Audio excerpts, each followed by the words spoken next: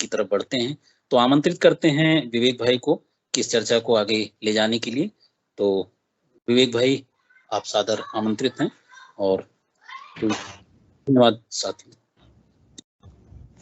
तो नमस्कार सभी को, और शुक्रिया अनूप भाई का बहुत बहुत, और आप सभी शिक्षक साथियों का शुक्रिया जिन्होंने अभी तक अपनी बातचीत यहाँ रखी है इस मंच पे। और अगर इस 2-3 दिन की यात्रा को हम देखें तो हम उसमें ऐसे काफ़ी सारी चीज़ें निकाल पाए हैं, काफ़ी सारी सामग्री हम जनरेट कर पाए हैं, और जिस तरह का डिस्कशन अभी हमने शेयर किया है तो उन चीज़ों को हम लिख पाए हैं, देख पाए हैं, समझ पाए हैं। और कल से आज की प्रैक्टिस में अगर जिस तरह से हम बढ़े हैं तो हमने अपने लेखों को, अपनी समीक्षाओं को, अपनी डायरी लेखन को और अलग अलग विधाओं पे जो हमने काम किया है उनको हम सुधार करने की दिशा में हमने उनको फिर से लिख के समूह में साझा किया है, और वो काफ़ी रिमार्केबल काम सभी के द्वारा हुआ है।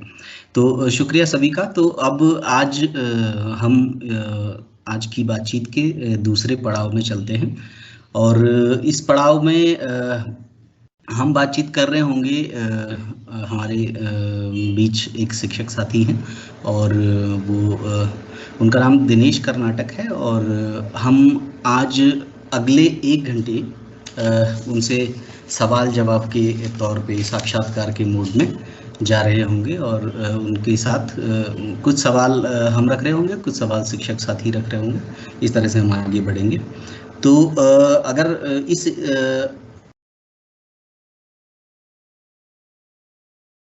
अगर मैं सर के परिचय को लेकर थोड़ी सी मैं बातचीत रखूंगा, और उसमें जो उनके साथ सवाल जवाब होने हैं उसमें 1 घंटे का समय बीत रहा होगा, और उसके बाद हम एक खुला सत्र कर रहे होंगे जहां शिक्षक साथी अपनी बातचीत, अपने सवाल दिनेश जी से पूछ रहे होंगे, उन तक पहुंचा रहे होंगे, और उसके बाद एक छोटे से समीकरण के साथ हम इस कार्यशाला को अभी विराम दे रहे होंगे, और फिर आगे की योजना पे कुछ बातचीत कर रहे होंगे। और समीकरण के लिए हमारे साथी विजय होंगे हमारे साथ, तो वो इस बातचीत को रखेंगे।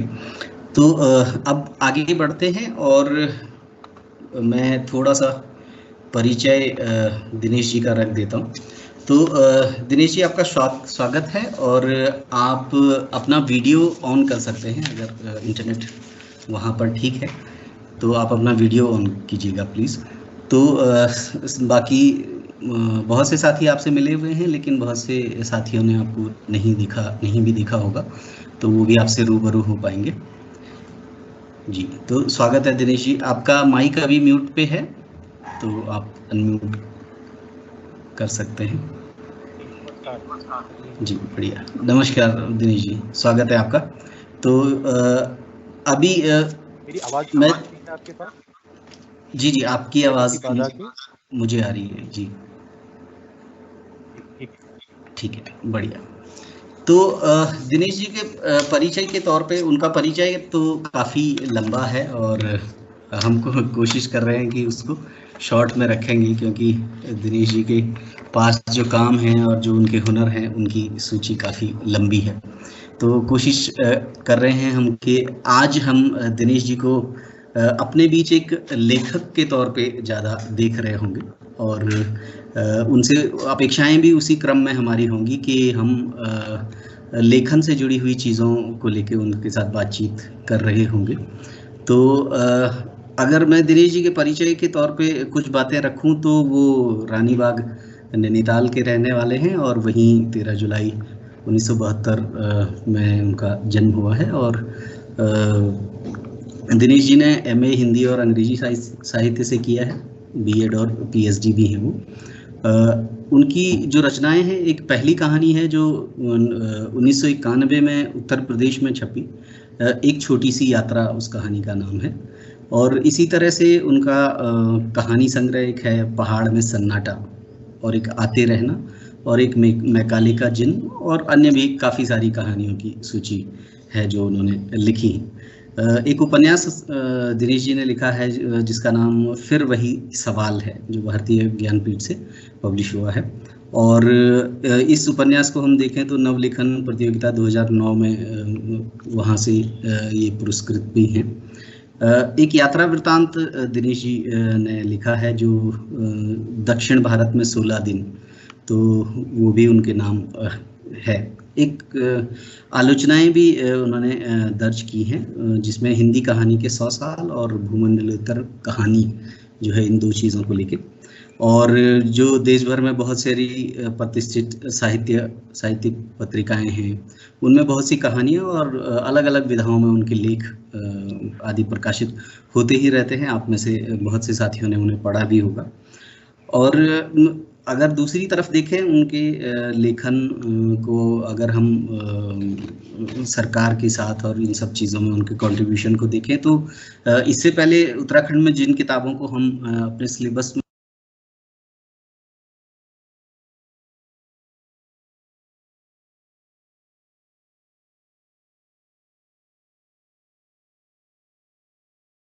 विवेक जी, विवेक भाई आप म्यूट हैं। तो किसी साथी ने मुझे म्यूट कर दिया है शायद। तो मैं कहाँ से मेरी बात गई होगी, तो अगर दिनेश जी के कंट्रीब्यूशन को हम गवर्नमेंट की तरफ देखें कि सरकार के साथ किस तरह के काम हो पाए हैं, तो उसमें उत्तराखंड की जो कक्षा 4, 5 और 7, 8 की जो हिंदी की पाठ्य पुस्तकें हैं, जैसे हंसी खुशी पहले आती थी, बुरांश आती थी, तो उसके लेखन और संपादन में भी उनकी हिस्सेदारी रही है, उनकी भूमिकाएं रही हैं उसमें। और एक बड़ी बात दिनेश जी के प्रयासों में ये है कि जो शैक्षिक सरोकारों पे केंद्रित शिक्षकों की जो सामूहिक प्रयासों से निकाली जा रही एक पत्रिका है शैक्षिक दखल, वो उसका संपादन भी वर्तमान में कर रहे हैं। और हमारे बीच के ही साथी हैं जो राजकीय इंटर कॉलेज गहना नैनीताल में अभी कार्यरत हैं और आजकल प्रधानाचार्य का भी प्रभार उनके पास है। तो परिचय काफ़ी लंबा भी है और अभी हम इसको शॉर्ट में रख रहे हैं और कुछ चीज़ें हम दिनेश जी से मिलते रहेंगे, जानते रहेंगे, तो कुछ चीज़ें आगे आती रहेंगी। तो दिनेश जी, आज की जो बातचीत, अब आगे बढ़ते हैं। और अगर मैं आज कुछ अपेक्षाएं देखूं इस कार्यशाला की, तो हम 3-4 दिनों में हमने लेखन के इर्द गिर्द काफ़ी सारी बातचीत की है, जहां हमने लेखन को एक कॉन्सेप्ट के तौर पे समझने की बात की है, लेखन को हमने पाठ्य पुस्तकों में खंगालने की बात की है कि वहाँ कौन सी विधाएं हैं, और लेखन को हमने इस नज़रिए से भी देखने की कोशिश की है कि उसकी समीक्षा हम किसी चीज़ों की कैसे लिख सकते हैं और डायरी लेखन कैसे हो पाता है। अलग अलग विधाओं में हमने कोशिश की है इन 3 दिनों में कि हम इन पे बातचीत कर पाए हैं। और जैसा कि आपने 1 घंटा अभी आप जुड़े ही थे, तो आपने शेयरिंग में भी ये पाया होगा कि लोगों ने जिस तरह की समीक्षाएं लिखी हैं, जिस तरह का लेखन काम किया है, तो वो उसी को शेयर भी कर रहे थे अपनी बातचीत। तो इस तरह से ये 2-3 दिन की यात्रा हमारी रही है इस कार्यशाला में। और आज चौथे दिन हम इस क्रम में आपसे मिल ही रहे हैं कि एक शिक्षक का लिखना या फिर एक लेखक का लिखना किस तरह से हो पाता है, किस तरह से आप चीज़ों को देखते समझते हैं। और आप पत्रिकाओं का संपादन भी करते रहे हैं, आप अलग अलग भूमिकाओं में रहे हैं लेखन की, तो बहुत सी बारीकियां आपसे आज लेखन के बारे में हम सब कनेक्ट कर पा रहे होंगे। तो लेखन बेहतर कैसे हो, लेखन में कौन कौन सी प्रक्रियाएं शामिल हो पाती हैं, और लेखन से जुड़े हुए आपके अनुभवों को भी कुछ बीच में हम लोग सुन रहे होंगे इस बातचीत में। तो ये कुछ अपेक्षाएं आज की बातचीत से रहेंगी। तो आगे बढ़ें दिनेश जी, आगे बढ़ें बातचीत। जी, तो शुक्रिया। तो अगर मैं पहला सवाल आपके सामने रखूं, तो वो सवाल कुछ इस तरह से है कि ये आपके व्यक्तिगत अनुभवों से आपकी लेखन की यात्रा की तरफ कहीं को जानने की दिशा में ये सवाल है। तो आप लेखन की ओर कब बढ़े, कैसे बढ़े, अपने कुछ खास अनुभव हमारे साथ रखिएगा प्लीज। जी, एक बार पुनः अनूप शुक्ला जी, विवेक जी, आपको और सारी एपीएफ की टीम को प्रणाम, और जो सभी साथी लोग जुड़े हैं उन सबका पुनः अभिनंदन। और आपने मुझे आमंत्रित किया है, इसके लिए मैं आपका आभारी हूँ। तो आपने जो सवाल किया है कि लेखन की ओर कैसे बढ़े, क्या चीज़ थी जिसने लिखने को प्रेरित किया, तो इसका देखिए सबसे पहले तो यह है कि हम लोग हमारे समय में या शायद आज भी हमारे दादा-दादी, जिनको हम स्थानीय भाषा में यहाँ अम्मा-बूबू कहते हैं, तो वो हमें अपनी लोक कथाएँ सुनाया करते थे।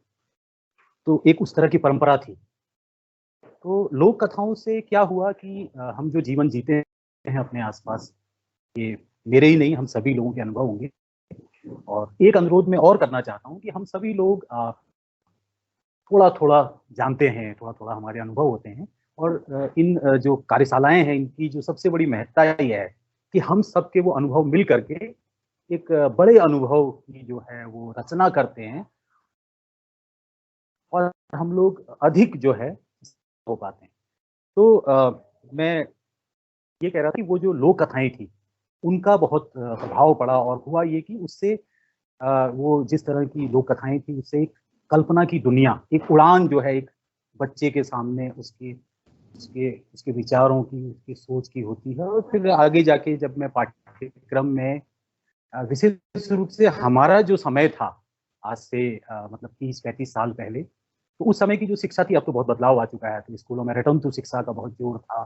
दूसरा ये था कि भय का माहौल बनाया जाता था, बच्चों से अपेक्षा होती थी बिल्कुल चुपचाप रहें। तो उस दौर का अगर अनुभव लेंगे तो स्कूल के अनुभव या स्कूली शिक्षा के बारे में कोई बहुत अच्छी राय नहीं होगी।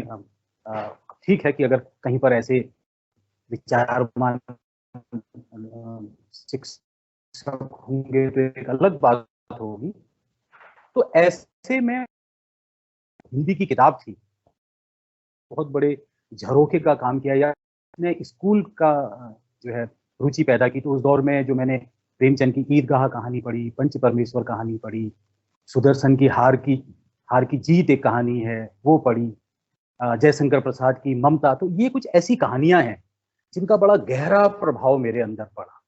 मतलब देखिए, जैसे ईदगाह है, मैं बताऊँ तो ईदगाह जब मैंने कहानी पढ़ी, तो हमारे घरों में आप देखते हैं जैसे अल्पसंख्यकों के प्रति एक तरह का पूर्वाग्रह हम सब में एक तरह से भरा है, या जाति को लेकर के कुछ है कि कुछ लोग ऐसे होते हैं, वैसे होते हैं, भरा जाता है। तो ईदगाह वो कहानी, मैं यहाँ पर इससे पहले ये जोड़ दूँ कि जो साहित्य होता है दरअसल, वो आपको मूल्यों से परिचित कराता है, जीवन मूल्यों से। आपको एक दृष्टि देता है, आपको एक नज़रिया देता है कि आपको दुनिया को कैसे देखना है, और आपकी जो एक जो संकीर्ण दायरा होता है आपका, उससे आपको बाहर निकालता है। तो इन कहानियों ने, ये सिर्फ़ मेरे लिए उनको पात्रों को, घटनाओं के रूप में मैंने उन कहानियों को नहीं देखा। उन्होंने दरअसल मेरे अपने जो सवाल थे, या जो मेरा अपना समय था, या जो मेरा मेरा जो जीवन था, उसमें जो मेरे सवाल उठ रहे थे, उनका जवाब मुझे दिया। कि जो हम कहते हैं पूर्वाग्रह होते हैं हमारे समाज में, तो इस कहानी ने, जब मैंने हामिद और अमीना, जो उसमें दादी है, आपको पता है वो चिमटा जो है उसको खरीदने के लिए वो खरीदता है बच्चा अप्रत्याशित रूप से। तो मुझे ये समझ में आया कि भई ये तो ऐसा कहा जा रहा था, और यहाँ तो इनके जो ये जो अल्पसंख्यक लोग हैं, इनकी जी हमारे जीवन की जैसी है। तो ये एक मूल्य सब एक रूप से देखने का दृष्टिकोण। फिर बाकी जी हम जानते हैं, डाकू खड़क सिंह है, बाबा भारती। अब इस कहानी ने देखिए एक मूल्य दिया, एक नज़रिया दिया। क्या नज़रिया दिया? कि साहब जो डाकू है, उस डाकू के अंदर भी एक अच्छा इंसान हो सकता है। ये कहानियाँ क्यों कालजयी हैं? ये कभी भी ये कहानियाँ पुरानी क्यों नहीं पड़ रही हैं? इसलिए नहीं पड़ रही हैं कि उनमें एक ऐसी गहरी दृष्टि है, ऐसी मानवीय समझ है, जो वास्तव में सार्वकालिक है, या जो सच वही सच है। तो हार का जीत जो कहानी है, आप देखें वो कहानी ये हमें एक दृष्टि देती है कि के डाकू का उसके अंदर भी हृदय होता है, और वो घोड़ा जो उसको बहुत प्रिय था, वो लौटाई हुई चीज भी वापस कर सकता है। एक दृष्टिकोण से मिला पंच परमेश्वर होना चाहिए, भले ही हमारा कोई मित्र हो। देखिए, आज हम अपने साहित्य और कलाओं से जुड़े हुए नहीं होंगे। साहित्य आपको मानवीय बनाता है। तो मैं आपको वो बता रहा हूँ कि जैसे पंच परमेश्वर जो कहानी है वो बताती है कि आपको हमेशा तो ये कुछ बुनियादी, फिर ये जीव विज्ञान में या शायद हिंदी में गौतम बुद्ध के जीवन के बारे में पढ़ा। मुझे बड़ा उसने प्रभावित किया कि भाई उनके पिता उनको बाहर ही नहीं निकालने देते हैं, क्योंकि उनके बारे में था कि भाई वो एक दिन बहुत बड़े सन्यासी बन जाएंगे। जब उनको निकाला जाता है तो उनको ये पता नहीं होता कि कोई बीमारी भी कोई चीज है, बुढ़ापा भी कोई चीज है, मृत्यु भी कोई चीज है, या दुख जो है जीवन का बड़ा सत्य है। तो इन चीजों ने इस रूप में मुझे बड़ा प्रभावित किया। और एक चीज और हुई बड़ी रोचक मेरे साथ। तो जब मैं ये सब पढ़ रहा था और मुझे इनमें बड़ा इंटरेस्ट आने लगा, बड़ी रुचि जागने लगी, तो मैं खोज खोज के कहानियां पढ़ने लगा। फिर क्या हुआ, उसी दौर में शायद छठी, सातवीं, आठवीं के दौर में हमारे वहाँ घर में पता नहीं कहाँ से पिताजी को ये किताब लाए, कब तक पुकारूं। रांघे राघव एक लेखक है, उनका हार्ड बाउंड मोटा सा उपन्यास हमारे घर में पढ़ा रहता था। और मैं एक बालक के रूप में बड़ी जिज्ञासा से कभी उसको पलटता, कभी देखता, और बड़ी मोटी किताब थी, मेरी हिम्मत जो है जवाब दे देती। अच्छा, उसी दौर में हमारे उस बचपन के समय में राजस्थान से हमारे वहाँ ये लोग आते थे, नट लोग, और ये कठपुतली का नाच दिखाते। तो मेरे बाल मन में बड़ी जिज्ञासा होती थी, वो अजीब सी दाढ़ी, उनका पहनावा, और वो अपने राजस्थान के जो जो राजपूत हैं हमारे साथी, ऐसे अनुभव होंगे आप, तो उदाहरण क्या होगा। तो अचानक जब मैंने कुछ पेज उसके पढ़ने शुरू किए, कब तक पुकारूं, ये एक तरह से जो बंजारे होते हैं, ये जो नट होते हैं, उनके जीवन पर केंद्रित उपन्यास है। अब मैं इसको पढ़ने लगा तो मैं कस्बे में रहने वाला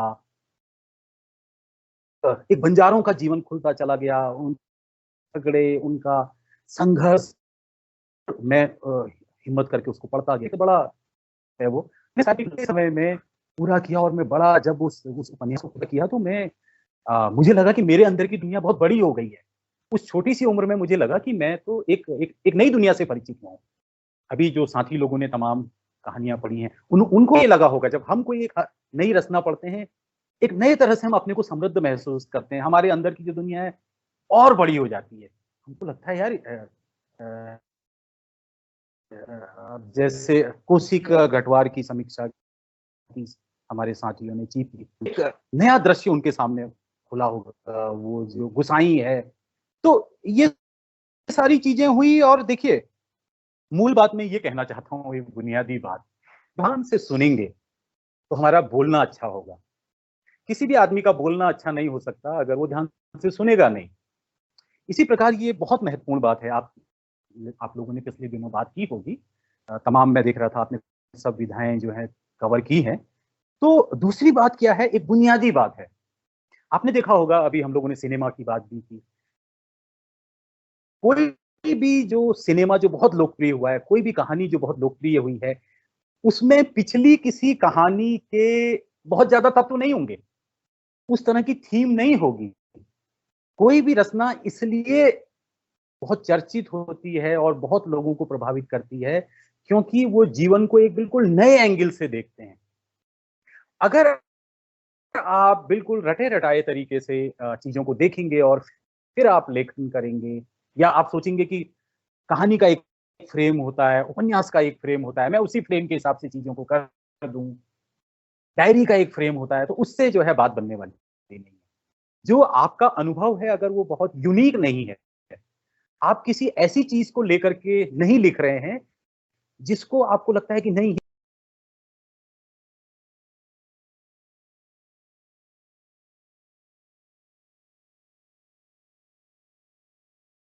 दिनेश सर आप म्यूट हो गए। दिनेश जी आप म्यूट हो गए।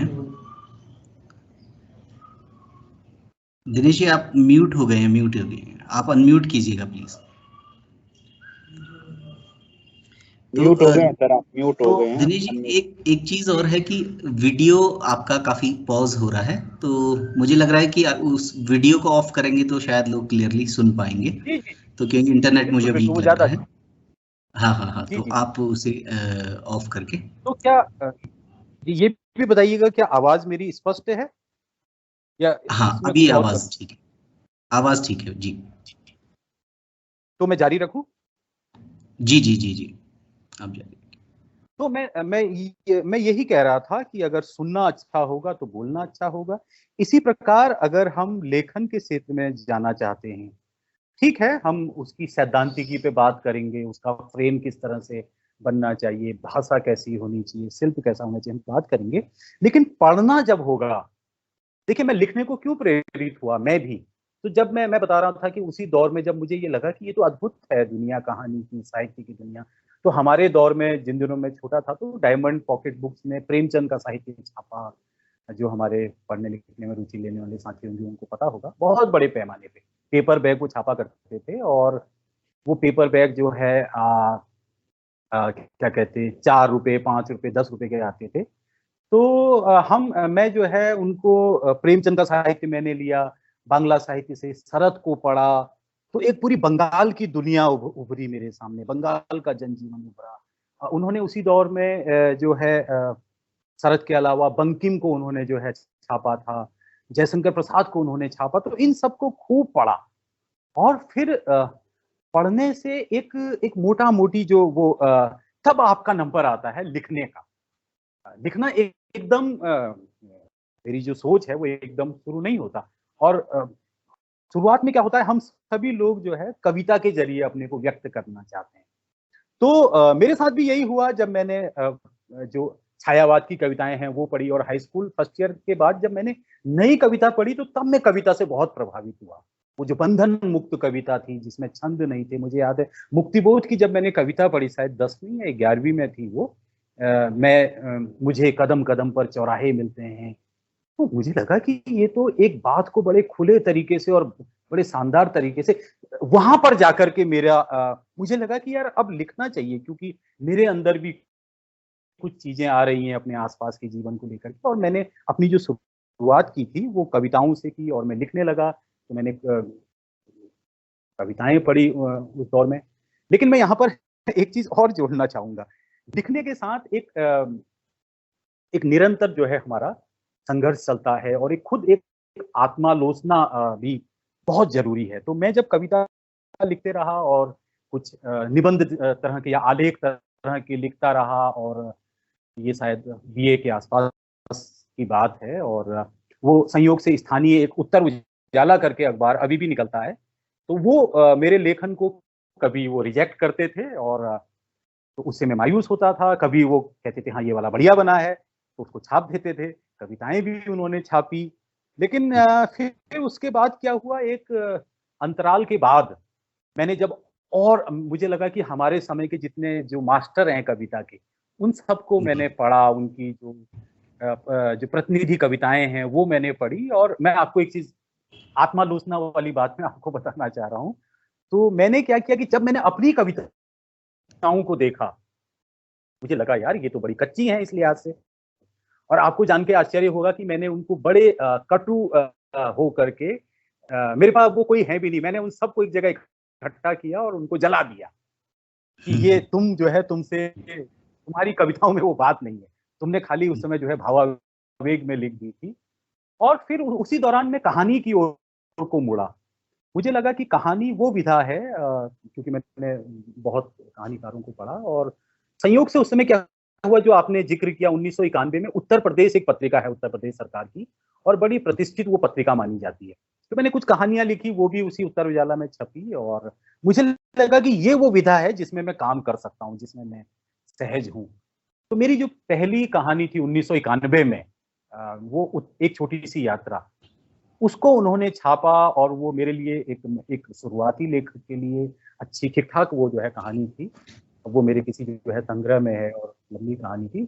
और उस ज़माने में मेरे पास उसका पारिश्रमिक आया, तो वो बड़ी हौसला बढ़ाने वाली बात थी, और वो पत्रिका बहुत लोगों तक पहुँचती थी, उससे कुछ। तो इस तरह से एक लगा कि ये विधा है, और ये फिर एक लगातार पढ़ना और फिर लिखने की कोशिश करना, ये सब जो है चलता रहा। तो ये इस तरह से कुछ। बढ़िया बढ़िया। तो शुक्रिया दिनेश जी, आपने काफ़ी सारे अनुभव आपने कह दिए, और जो पढ़ने लिखने की आपकी पूरी यात्रा है ना, तो वो कहीं ना कहीं पढ़ने की शुरुआत पहले हुई है और उससे आपने बहुत जगह प्रेरणा ली है। आपने अलग अलग नज़रियों को देखा है, कहानियों में, अलग अलग पब्लिकेशंस में, किताबों में, लेखों में, और उससे कहीं ना कहीं आप इस तरफ बढ़े हैं। और बाद में आपने खोज खोज के कहानियों को पढ़ना शुरू किया, तो वो एक अलग दौर रहा होगा। और हम सब भी आपकी इस बातचीत से रिलेट कर पा रहे हैं कि हम कैसे इस तरफ आ रहे हैं या कैसे बढ़ रहे हैं, या हम में से जो साथी अब लिखना शुरू कर रहे हैं उनके साथ भी इस तरह की अनुभव और घटनाएं चल रही होंगी या बीती होंगी। तो शुक्रिया इस सवाल पे रिस्पॉन्ड के लिए। और आगे बढ़ते हैं, उससे पहले शिक्षक साथियों से एक निवेदन है कि आपके मन में भी कुछ कुछ सवाल चल रहे होंगे, और तो आप अपने सवाल कुछ चैट बॉक्स में भी रखिएगा। और कुछ सवाल हम रख रहे हैं, कुछ शिक्षक साथियों के जो सवाल हैं वो उन्होंने पहले भी अपने एक्सपीरियंस शेयरिंग के दौरान रखे भी हैं। तो कुछ सवालों की बातचीत जो सवाल दिनेश जी से हो रहे हैं उनमें आ रही होगी, और कुछ सवाल अगर रह जाएंगे तो आप उनको सोच के रखिएगा, ड्राफ्ट करके रखिएगा, तो हम फिर जब ओपन सत्र में जा रहे होंगे या फिर बीच में हमें सवाल लेना होगा तो उसमें आसानी रहेगी। तो ये शिक्षक साथियों से निवेदन रहेगा। तो दिनेश जी, मैं फिर दूसरे सवाल की तरफ बढ़ता हूँ, है ना। तो ये एक लेखक होने के तौर पे एक सवाल है कि जब आप लिखने के लिए बैठते हैं, है ना, जब भी बैठने से मेरा मतलब ये है कि जब भी मन होता है या फिर आप कुछ लिखना शुरू करते हैं, आपको कोई चीज़ कनेक्ट करती है, तो आपकी तैयारी किस किस तरह की होती है, तो कुछ उस तरफ आप बताइएगा जी। हाँ जी जी, देखिए मैं इससे पहले मैं अपनी तैयारी की बात करूं, एक बात उसको भी हम जोड़ते जाएंगे तो शायद हम सभी साथियों को इससे एक जो है फायदा होगा। तो देखिए, एक चीज तो यह है कि किसी भी चीज में जो हम लोगों के दिमाग में ये होता है, जैसे कला है, गायन है, लेखन है, खिलाड़ी, मेरा ये दृढ़ मानना है, दृढ़ता से मानना है कि जन्मजात प्रतिभा जैसी चीज, मतलब ठीक है किसी का रुझान बन जाता है, ऐसा होता नहीं है। हर आदमी एक लंबे रचनात्मक संघर्ष के बाद और वो तब जो है किसी चीज में वो, और रुचि महत्वपूर्ण बात है कि धीरे धीरे आपको ये लगने लगता है कि यार मुझे ये चीज पसंद है, मुझे मुझे साहित्य पसंद आ रहा है, मुझे गायन पसंद आ रहा है, मुझे खेल पसंद आ रहा है, कला या कुछ भी, मैं इसमें अपने को ज्यादा अच्छे से अभिव्यक्त कर रहा हूँ। तो तब आप क्या करते हैं, अपने को एक्सप्लोर करते हैं, अपनी संभावनाओं को टटोलते हैं। और दूसरी बात ये भी है कि शुरुआती जो लेखन है हर एक का, आप दुनिया में, मुझे तो सौभाग्य मिला है क्योंकि मेरा एक तरह से, मैं कल वहां एक शब्द कह रहा था हमारे, कि एक तरह का फितूर होना वो बहुत जरूरी है, वो एक तरह का जुनून होना बहुत जरूरी है। अगर आप किसी चीज को इस तरह से लेते हैं कि ठीक है यार मैंने आज लिख दिया, और आप ये उम्मीद करते हैं कि ये एकदम वाहवाही कर देगा या इससे हम छा जाएंगे, ऐसा कभी नहीं होता। आप, मैं जैसे अभी लिखता हूँ, मेरे 3 कहानी संग्रह आ गए हैं, लेकिन आज भी जब मैं कहानी लिखने को बैठता हूँ, उसके लिए एक आपकी मनोस्थिति होनी चाहिए। आपके पास जो विषय है वो आपको जब तक अंदर से जो है परेशान न करे, तब तक अगर आप उसको ऐसे ही लिखने लगे, हल्के मतलब आधे अधूरे मन से लिखने लगे, तो फिर जो है वो कभी भी बात नहीं बनती। और एक चीज और है, जब आप शुरुआत करते हैं, प्रेमचंद ने 300 कहानियां लिखी और उनकी 10-12 जो कहानियां हैं वो विश्व के स्तर की है। लेकिन आपको एक चीज और आज सभी साथियों को बताना चाहता हूँ, साहित्य का एक विद्यार्थी होने के नाते, प्रेमचंद जी की वहां इतनी कमजोर कहानियां हैं कई, कि आश्चर्य होता है कि जो हम इतना महान लेखक कहते हैं, और उनके वहां भी इस तरह की कमजोर कहानी। तो वो हर लेखक विकास करता है, हर लेखक एक जो है तरक्की करता है, और तब उस प्रक्रिया में पूरे जीवन में जब कोई लेखक लिखता है या कोई कलाकार, सिनेकार, तो वो जब कई चीजें लिखता है तो उसमें 2, 3, 4 चीजें ऐसी होती हैं जो यादगार बन पाती हैं। ऐसा कभी नहीं होता कि साहब आपकी जो है सभी चीजें बहुत अच्छी हो जाएं, या लेकिन आप क्या करते हैं, जब आप लोगों को पढ़ते हैं तो निरंतर उनसे सीखते हैं और किसी चीज में जो है जल्दबाजी आप नहीं करते हैं। तो शायद आप सोनी जी मुझसे यही कह रहे थे ना कि मैं क्या तैयारी करता हूँ, कह रहे थे, जरा उसको जी। मुझे फिर से दोहरा देंगे। मैं उस हाँ पे तो आता हूँ अब। हाँ हाँ तो मैं उसमें क्या ये मतलब मैं किस तरह से तैयारी करता हूँ, जी आपने जी ये जी पूछा जी, था? तो किस प्रकार की तैयारी हाँ होती है लिखने से पहले? जी। तो अब मैं इस पे आता हूँ। जी, मेरा ये होता है कि दरअसल मैं जैसे अब इन दिनों तो मूलतः मैं कहानियाँ लिखता हूँ और मेरा एक उपन्यास छपा है और एक यात्रा की किताब है। तो मैं क्या करता हूँ कि मेरे आसपास एक तो ये है कि मैं या हम सभी को करना चाहिए, मैं अपने आसपास के जीवन को देखता रहता हूँ, बहुत बारीकी से घटनाओं को देखता रहता हूँ। तो कुछ ऐसे प्रसंग होते हैं जो मुझे बड़े वो लगते हैं, तो उनको मैं अपनी एक डायरी में उनको नोट कर लेता हूँ, उनको लिख लेता हूँ। और वो प्रसंगों को मैं लिखते रहता हूँ, ऐसे जो प्रसंग हैं, जो जिन पे कहानी लिखी जा सकती है। तो फिर क्या करता हूँ, मैं उनको छोड़ देता हूँ उसमें। तो जी एक समझे लेकिन कुछ चीज़ें जो जिन प्रसंगों से मैं गुज़रा होता हूँ, वो मुझे परेशान करते हैं। दरअसल होना क्या चाहिए या जो मेरी लेखन प्रक्रिया है, जब कोई कहानी या विषय मुझे बहुत उद्वेलित करता है कि तुम मुझे लिख क्यों नहीं रहे हो, लिख क्यों नहीं रहे हो? तो तब मैं उस पे जो है लिखना शुरू करता हूँ। मैं कभी भी ऐसे नहीं लिखता कि अब तो मैं क्योंकि छपने लगा हूँ, पत्रिकाएँ मेरी रचनाएँ प्रकाशित कर देती हैं, तो मैं इस रूप में नहीं लिखता। मैं इस रूप में लिखता हूँ कि जब कोई रचना मुझे अंदर से इन तमाम व्यस्तताओं के बीच में वो मुझसे लिखा ले जाए, रात भर बैठा के लिखा ले जाए। जी किसी भी समय मुझे भूखा रख के या किसी समय, तो ऐसी जो रचना होगी तो मैं उसको फिर उस पे जो है काम करता हूँ। उसका पहला ड्राफ्ट तैयार करता हूँ, दूसरा ड्राफ्ट, तीसरा ड्राफ्ट, उसकी भाषा को देखता हूँ, बार-बार देखता हूँ। इतना ही नहीं, मैं उसको क्या कर देता हूँ फिर जब वो एक तरह से मेरा ड्राफ्ट पूरा हो जाता है, फिर मैं उसको भूल जाता हूँ, फिर 2-3 महीने बाद में उसको देखता हूँ। अब मैं उसको एक बिल्कुल नए नज़रिए से देखता हूँ, एक आलोचक के नज़र से देखता हूँ। वही आलोचक जिसका मैंने ज़िक्र किया था, जिसने अपनी कविताओं को भी ये नहीं बनी बात, ये नहीं है, तो उस तरह से फिर मैं उसको देखता हूँ और जब मुझे लगता है कि साहब ये इसमें कुछ है, तो तब मैं उसको प्रकाशन के लिए आगे भेजता हूँ। तो ये मेरे एक लिखने की जो प्रक्रिया जी है, वो इस तरह की। जी, शुक्रिया दिलीप जी। तो इसमें आपने काफ़ी सारी चीज़ें कही और इसमें आपने एक शब्द कहा कि आप अपने ही लिखे की जो है वो एक स्तर पे जब आप आ जाते हैं तो आप उसको फिर आलोचक की नज़र से देखते हैं। तो जो अगला सवाल है जी, वो इसी कड़ी से जुड़ता हुआ है और वो सवाल ये है कि आपके अलग-अलग भूमिकाएँ हैं, तो आप संपादन की भी भूमिका में हैं। तो अपने लिए तो आपने कुछ चीज़ें तय की हैं और तो आप जब दूसरों के लेख देखते हैं या फिर अपने ही किसी लेख को आप रिविज़िट करते हैं, तो उसको आप कैसे परख पाते हैं? कैसे आप उसे किसी कसौटी पे रखते हैं कि जो लिख दिया है, जो आपने लिख दिया है या किसी साथी ने लिख दिया है, वो अपेक्षाओं के अनुरूप है वो लेख या नहीं है? तो इस दिशा में कुछ मार्गदर्शन कीजिएगा। आपका बहुत अच्छा सवाल है, ये बहुत महत्वपूर्ण सवाल है। देखिए, मैंने ये कहा कि जब आप एक लेखन के साथ ये बहुत महत्वपूर्ण है कि जो आपके एक विचार बनते हैं, एक आपकी एक समझ बनती है, एक दृष्टिकोण बनता है और जब आप रचनात्मक साहित्य की ओर जाते हैं, तो जी, आपके अंदर एक तरह की उदारता आनी चाहिए। इतना सब जब आप पढ़ते हैं, आपके अंदर हुँ, एक सर्व जो है समावेशी दृष्टिकोण और जिसको आप एक तरह की सहिष्णुता कहते हैं, वो आना वो बनती है। अगर वो नहीं है तो तब भी जो है लेखन फिर किसी काम का नहीं होगा। अगर आपका हाँ, लेखन कोई मूल्य या कोई नज़रिया नहीं दे रहा है, तब भी जो है उस लेखन का कोई लाभ नहीं। तो देखिए, मैं जब भी एक आपने मुझे अच्छा सवाल लगा। मैं जब किसी की रचना देखता हूँ, तो उसको इस रूप में देखता हूँ कि ये जो साथी हैं, इन्होंने अभी लेखन की शुरुआत की है। वो देखते ही समझ में आ जाता है, उनकी जी, भाषा, उनका गठन। लेकिन वो अगर साथी नए हैं, तब भी हुँ, मैं उनकी रचना को जगह दे सकता हूँ, क्योंकि वो जैसे एक हम सभी जो साथी अभी हैं, हम लोग शिक्षक हैं।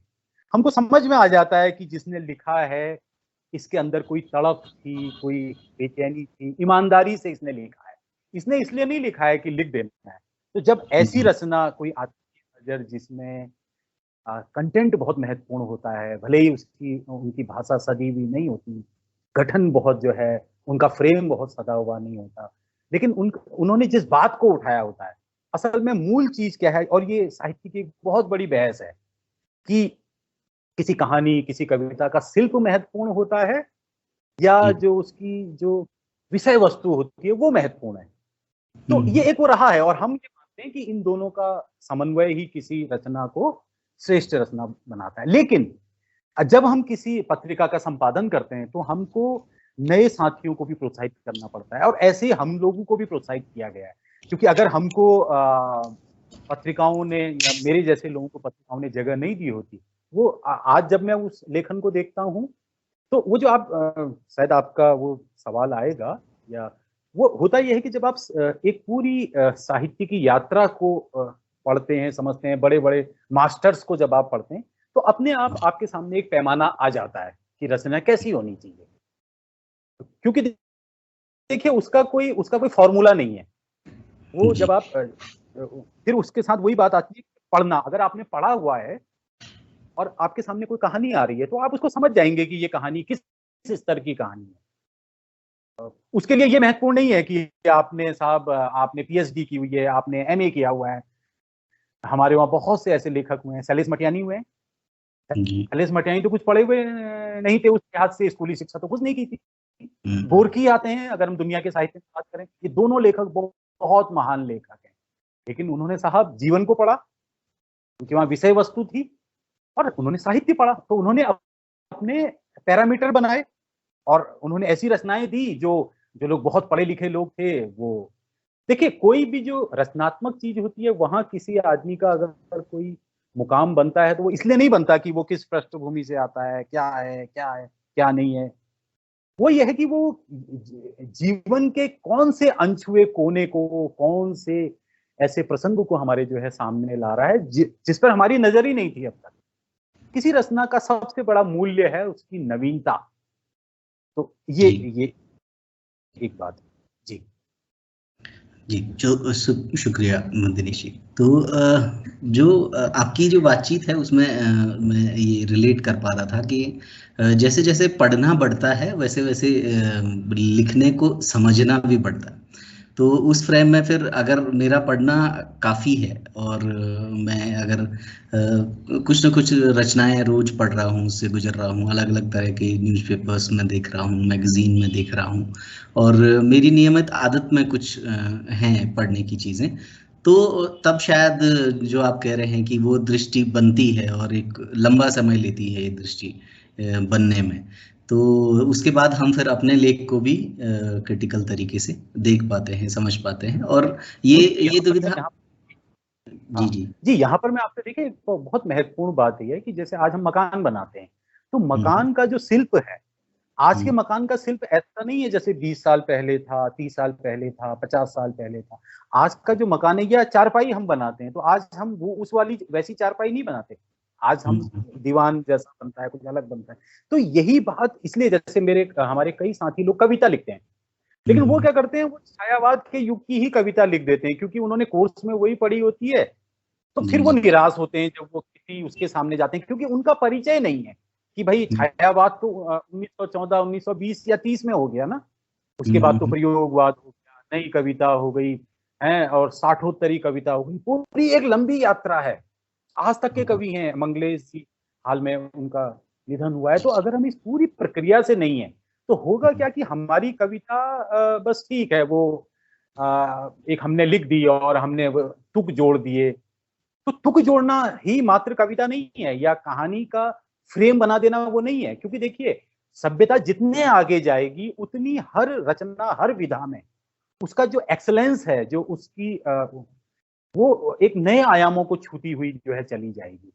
और अगर मेरा उस पूरी परंपरा से परिचय नहीं होगा तो मैं या जो उसकी पूरी यात्रा है उससे मेरा परिचय नहीं होगा, तो मेरी रचना फिर ठीक है, मन बहलाने के लिए ठीक होगी, लेकिन वो कहीं जगह नहीं बना पाएगी। और दूसरा मैं ये भी कहना चाहता हूँ कि जो लोग इतने गंभीर हैं साथी, जो इस यात्रा को करना चाहते हैं, तो उसके लिए देखिए वो त्याग तो करना ही पड़ता है। हमारे जो कई जो महिला जो लेखिकाएं हैं इस दौर की, ममता कालिया हैं, चित्रा मुदगल हैं, ये सारी जो लेखिकाएं हैं ये क्या करती हैं, इनके पास दिन भर के काम होते हैं, तपस्या करनी पड़ती है, रात को 3 बजे उठती हैं और जो उनको परेशान कर रहा होता है उसको वो लिखती हैं, 3 बजे से 5 बजे तक 2 घंटा लिखा, फिर घर के काम किए।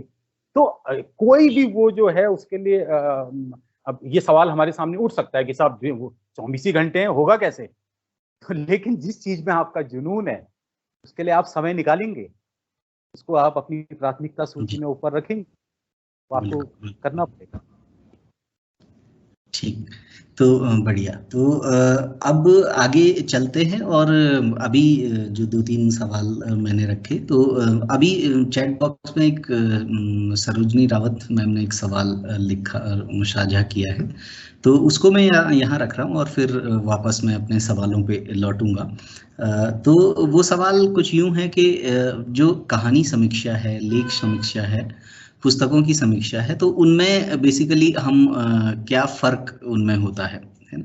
और यदि कोई पुस्तक, उन्होंने ऐसा भी जानना चाहा है कि यदि कोई पुस्तक 250 पेज की है तो उसमें कितने पेज तक की समीक्षा होनी चाहिए, है ना? तो शब्द सीमा किस तरह की हो, है ना, शुरुआत किस तरह की हो, मध्य में कौन सी चीज़ें आ रही हैं, अंत में कौन सी चीज़ें आ रही हैं, तो इस तरह से वो जानना चाह रहे हैं। तो जो मुझे लग रहा है कि लेखन की शुरुआत समीक्षा से करना चाहते हैं, तो एक तो वो उनमें फ़र्क समझना चाहते हैं और दूसरा उसकी ड्राफ्टिंग किस तरह से हो, तो उस बारे में अगर आप कुछ रख पाए। जी जी, उनका जो सवाल है वो बहुत ईमानदारी वाला है और बहुत अच्छा सवाल है। देखिए, मैं भी जब कहानी लिख रहा था, एक भयानक उसमें था, मैं जब मैं शुरुआत कर रहा था, आपको बड़ी दुविधा, देखिए हर चीज के लिए बड़ा जो है एक आत्मसंघर्ष आपको करना पड़ता है। मैं भी ये चाह रहा था कि भाई मुझे कुछ कहानी के वो मिल जाए ना, मतलब मैं कैसे लिखूं कहानी, मुझे कोई जो है तरीका मिल जाए, मुझे कोई कहानी की शुरुआत कैसे हो, उसका अंत कैसा हो, उसकी भाषा कैसी हो, उसका शिल्प कैसा हो। और मैं यहाँ पर अपना एक अनुभव थोड़ा जोड़ना चाहता हूँ, उससे बड़ा फायदा होगा। बरदोही जी हमारे समय के बहुत महत्वपूर्ण लेखक हैं, के नाम से परिचित हैं। तो मैं उन दिनों जब बीए में पढ़ रहा था तो मेरे अंदर यही सब, उन्होंने एक कहानी प्रतियोगिता की और मैं कहानी उनके पास ले गया और मैंने उनसे ये सवाल किया और तो इसमें बड़ी जोरदार बात है कि कहानी सर क्या करें, तो मैं ये इस उम्मीद में था कि वो मुझे बता देंगे कहानी तुम ऐसे लिखो, कहानी तुम ये ध्यान रखो, वो ध्यान रखो। उन्होंने एक बड़ी गहरी, बहुत छोटी सी बात की, वो उन्होंने मुझे बहुत मान दिया, मुझे अपने साथ ले गए, घर ले गए, बैठे, बातें की, लेकिन उन्होंने मुझे इस बारे में कुछ नहीं बताया। उन्होंने कहा कि आप सब समझ जाओगे, आप पढ़ते रहो, लिखते रहो, आपको सब समझ में आ जाएगा। और उनके ये कहने से तो मेरी जो दुविधा थी, मेरी जो समस्या थी और बढ़ गई, मेरा जो आत्मसंघर्ष था वो और बढ़ गया। होता है, हम चाहते हैं कि कुछ ऐसे टूल मिल जाएं, लेकिन इसका जवाब मुझे बहुत आगे मिला और मैंने कहा उन्होंने बहुत अच्छा किया जो मुझे कुछ नहीं बताया। क्योंकि देखिए, इसमें किसी का बताया हुआ कोई काम नहीं आएगा। मैं एक बहुत महत्वपूर्ण बात बता देना चाहता हूँ, चाहे कहानी हो, चाहे समीक्षा हो, चाहे संस्मरण हो, चाहे डायरी हो, ठीक है फ्रेम की हम बात करेंगे, बाकायदा कई जगह तो लेखन का कोर्स होता है। मेरा ये कहना है कि रचनात्मक चीजों का कोई नियम नहीं होता। रचनात्मक चीज वो होती है जो सब तरह के नियमों को तोड़ती है। मैंने ये बात पहले भी कही थी, एक अच्छी रचना का सबसे बड़ा गुण ये होता है कि वो अपना एक नया प्रतिमान बनाती है। अब मैं ये जो कह रहा हूँ इसको आप ऐसे समझिए, हम लोग जब पढ़ते थे उन दिनों कहानी की समीक्षा क्या होती थी, कहानी के 7 तत्वों से, हिसाब, कथा वस्तु कैसी है, संवाद कैसा है, भाषा कैसी है, पात्र कैसे हैं। लेकिन देखिए बाद में क्या हुआ, उन्होंने कहा ये तो साहब एक यांत्रिक है, मशीनी है, ये कोई तरीका ही नहीं है। आज इस कहानी की समीक्षा में हम इस तरीके को बिल्कुल स्वीकार नहीं कर सकते। अब सवाल यह है, जो मैडम का सवाल है, क्या करना चाहिए?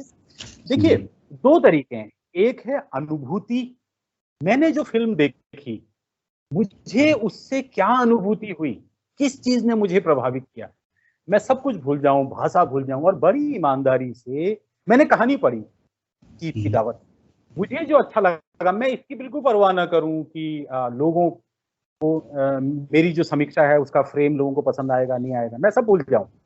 मैंने जो चीफ की दावत कहानी पढ़ी है, मुझे उसमें किन चीजों ने प्रभावित किया है, मोटा मोटा तो लिख दूं उसकी क्या चीज थी, विषय वस्तु की क्या चीज थी, उसको बड़े भाव प्रवण तरीके से, बड़ी अनुभूति से, बड़ी संवेदना से लिखूं, मैं बिल्कुल परवाह ना करूं बड़े प्यार से, बड़े फैलाव से लिखते चले जाऊं, डिटेल में लिखते चले जाऊं, है ना। तो जब हम इस तरह से लिखेंगे तो देखिए उससे होगा क्या। अब हम समीक्षा क्यों लिख रहे हैं, एक बात ये भी कर देना चाहते हैं।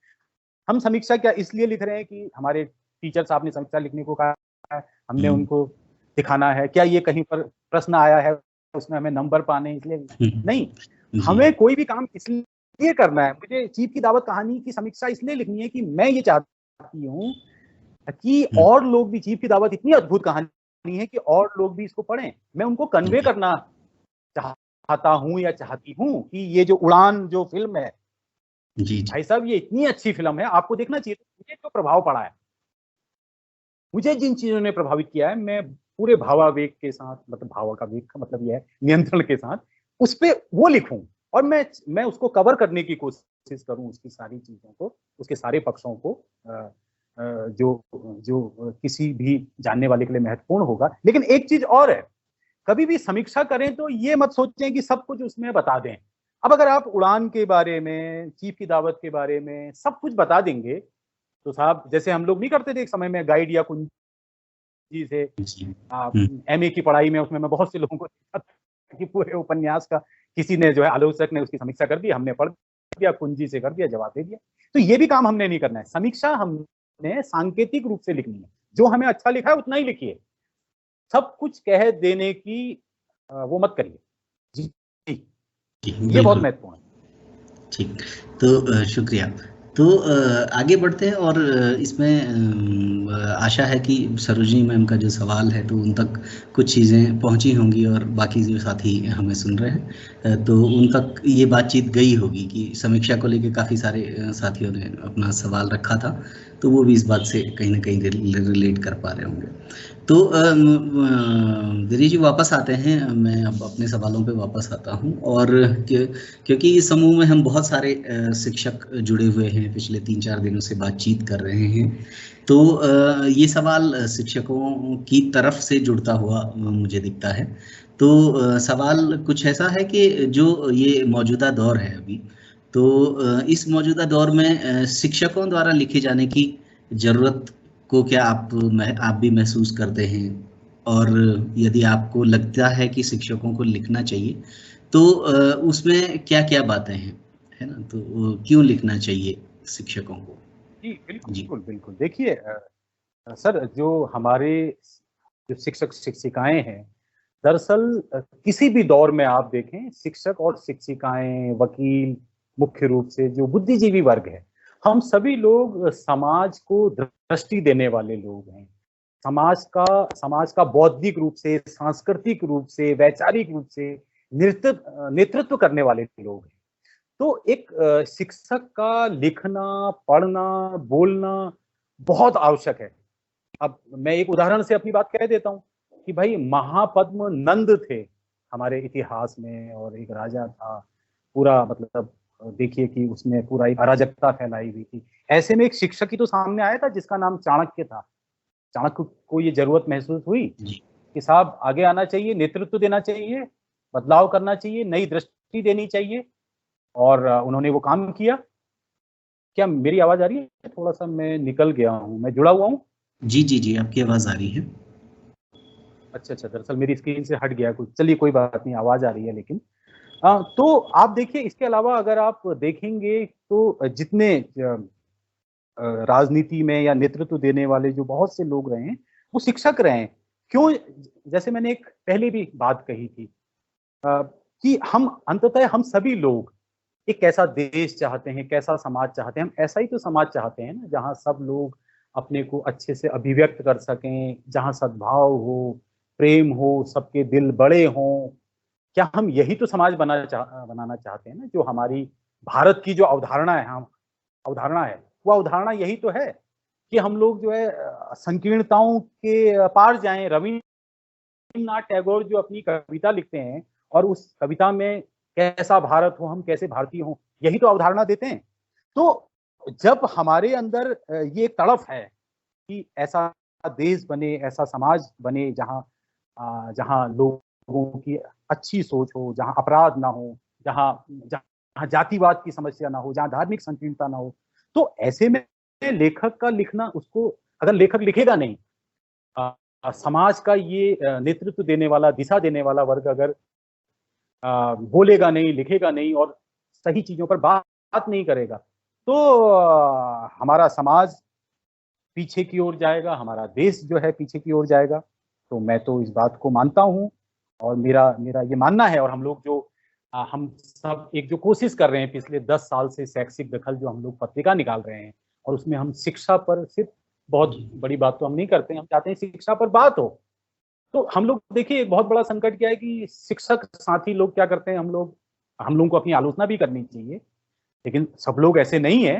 लेकिन बहुत से साथी क्या करते हैं, हम हमेशा अपने वेतन की बात करेंगे, हम अपनी सुविधाओं की बात करेंगे, हम अपने कहाँ पर फंसे हुए हैं उसकी बात करेंगे, मैं दुर्गम में हूँ, सुगम में हूँ।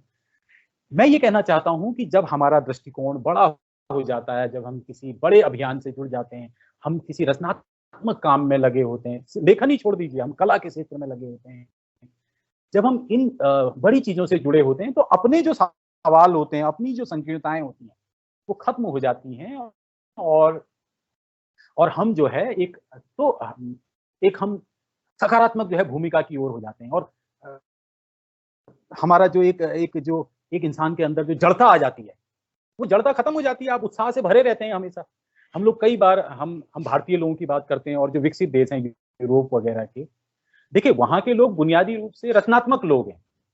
हम लोग क्या है, हमने पढ़ा लिखा, नौकरी कर दी, जीवन खत्म हो गया। तो मैं यहाँ पर अनुरोध सिर्फ लेखन के लिए नहीं कर रहा हूँ, एक शिक्षक शिक्षिका के रूप में हमने बच्चों की जो रचनात्मक क्षमताएं हैं उनको उभारना है। अगर इंसान रचनात्मक हो जाएगा तो ना उसको रोजगार की समस्या होगी, आगे जाके उसको किसी चीज की समस्या नहीं होगी, वो बोर भी नहीं होगा, वो लड़ाई भी नहीं करेगा, वो स्त्रियों के प्रति अपराध नहीं करेगा। तो इसलिए जो साहित्य है, जो जो जो जो एक सांस्कृतिक जो चेतना है, हमारी वैचारिक चेतना है, जब तक वो नहीं बनेगी, तो वो जिस एक भारतीय मनुष्य की हम या जो शिक्षा का उद्देश्य है अच्छा इंसान बनाना, वो कहाँ पूरा हो पाएगा। अगर एक शिक्षक के रूप में मेरे पास ही कोई दृष्टिकोण नहीं है, मैं खुद ही रचनात्मक नहीं हूँ, तो मेरा बच्चा मुझसे क्या प्रेरणा लेगा। ये मतलब कुछ ऐसी चीजें हैं, मुझे लगता है कि हम सबको इसको महसूस करना चाहिए। ये कोई वो नहीं है, लेकिन इस तरह से जो मैं पहले कह रहा था कि जो मैं कुछ बातों को समझ पाया हूँ, साथियों की कुछ बातें निकली है, तो इस तरह से हम शायद समृद्ध होंगे। और आप लोगों ने एपीएफ की ओर से जो ये कोशिश की है, ये बहुत महत्वपूर्ण कोशिश मुझे इसीलिए लग रही है कि ये भी एक तरह का ठस विषय नहीं है कि साहब नए विषय। मुझे लगता है कि आप जो यहाँ ये विषय लेके आए हैं, इससे प्रेरित होंगे हमारे साथी, और एक अच्छा नजरिया बनेगा। जी, तो शुक्रिया। तो आपने काफ़ी सारी चीज़ें की। हम जो शिक्षक हैं, और वो अक्सर हमें भी लगता है कि जहाँ भी हम रहते हैं, है ना, तो शिक्षक जहाँ भी होते हैं तो लोग उनसे राय लेने की तरफ भी बहुत आते हैं, और कहते हैं कि आप जिस क्षेत्र में काम कर रहे हैं, जिस डायरेक्शन में आप काम कर रहे हैं, तो आप सोसाइटी को दिशा देने वाले लोग हैं, है ना, स्कूल एजुकेशन को दिशा देने वाले लोग हैं। तो वो समझ में आता है कि हमारी जो राइटिंग की इम्पोर्टेंस है वो कितनी है। तो शुक्रिया। तो एक सुनीता बहुगुणा मैम से निवेदन है कि वो अपना वीडियो ऑफ कर दीजिएगा, तो वो शायद गलती से ऑन हो गया है। तो जी शुक्रिया। तो सुनीता मैम आप सुन पा रहे हैं? हाँ ठीक है, शुक्रिया मैम। तो आगे चलते हैं दिनेश जी, और कुछ सवालों की तरफ बढ़ते हैं। और अब जो आगे सवाल आ रहे हैं उनको हम थोड़ा कम समय में कोशिश कीजिएगा आप कि उनको कम समय में बात रखी जाए और हम ज़्यादा सवालों पे बात कर पाए, इस डायरेक्शन में भी चलेंगे। और वही मैं आपसे कहना चाह रहा था, कहीं मैं लंबा तो नहीं बोल रहा, जी जी, तो दीजिएगा। हाँ, तो नहीं, वो आपके अनुभव सुनना तो हमारे लिए काफ़ी इम्पोर्टेंट है, और उससे बहुत सारे इंसाइट्स मिल भी रहे हैं, तो वो तो हमारे लिए फायदेमंद समय का सदुपयोग भी करना चाहिए। जी बिल्कुल। तो उस डायरेक्शन में चलते हैं। और अब जैसे कई बार हम जो शिक्षक हैं तो वो कई बार मुद्दे तलाश रहे होते हैं, तो क्या ऐसा भी कुछ होता है कि आज के दौर में कुछ मुद्दे आप सुझा सकते हैं, कुछ मुद्दे आप हाईलाइट कर सकते हैं जिनके इर्द गिर्द लिखा जाना चाहिए? तो ऐसा कुछ आपके जहन में है? देखिए, मैं इस बात को यही कहना चाहता हूँ कि जब एक हमारे पास दृष्टिकोण होता है, हमारे पास एक नजरिया विकसित हो जाता है साहित्य पढ़ने से, समाज विज्ञान पढ़ने से, विज्ञान पढ़ने से, या हम समझते हैं कि हमारे देश के संवैधानिक मूल्य ये हैं। तो फिर विषय तो बहुत हैं हमारे आसपास। जब हम समानता, न्याय, वो सब जो मैंने कहा, जब हम ऐसे व्यक्ति बनते हैं तो हम अपने आसपास, जैसे देखिए हमारे वहाँ कितनी बड़ी समस्या है कि अभी भी महिलाओं के प्रति जो अपराध हैं वो होते हैं, तो ये कितना बड़ा विषय है लिखने के लिए।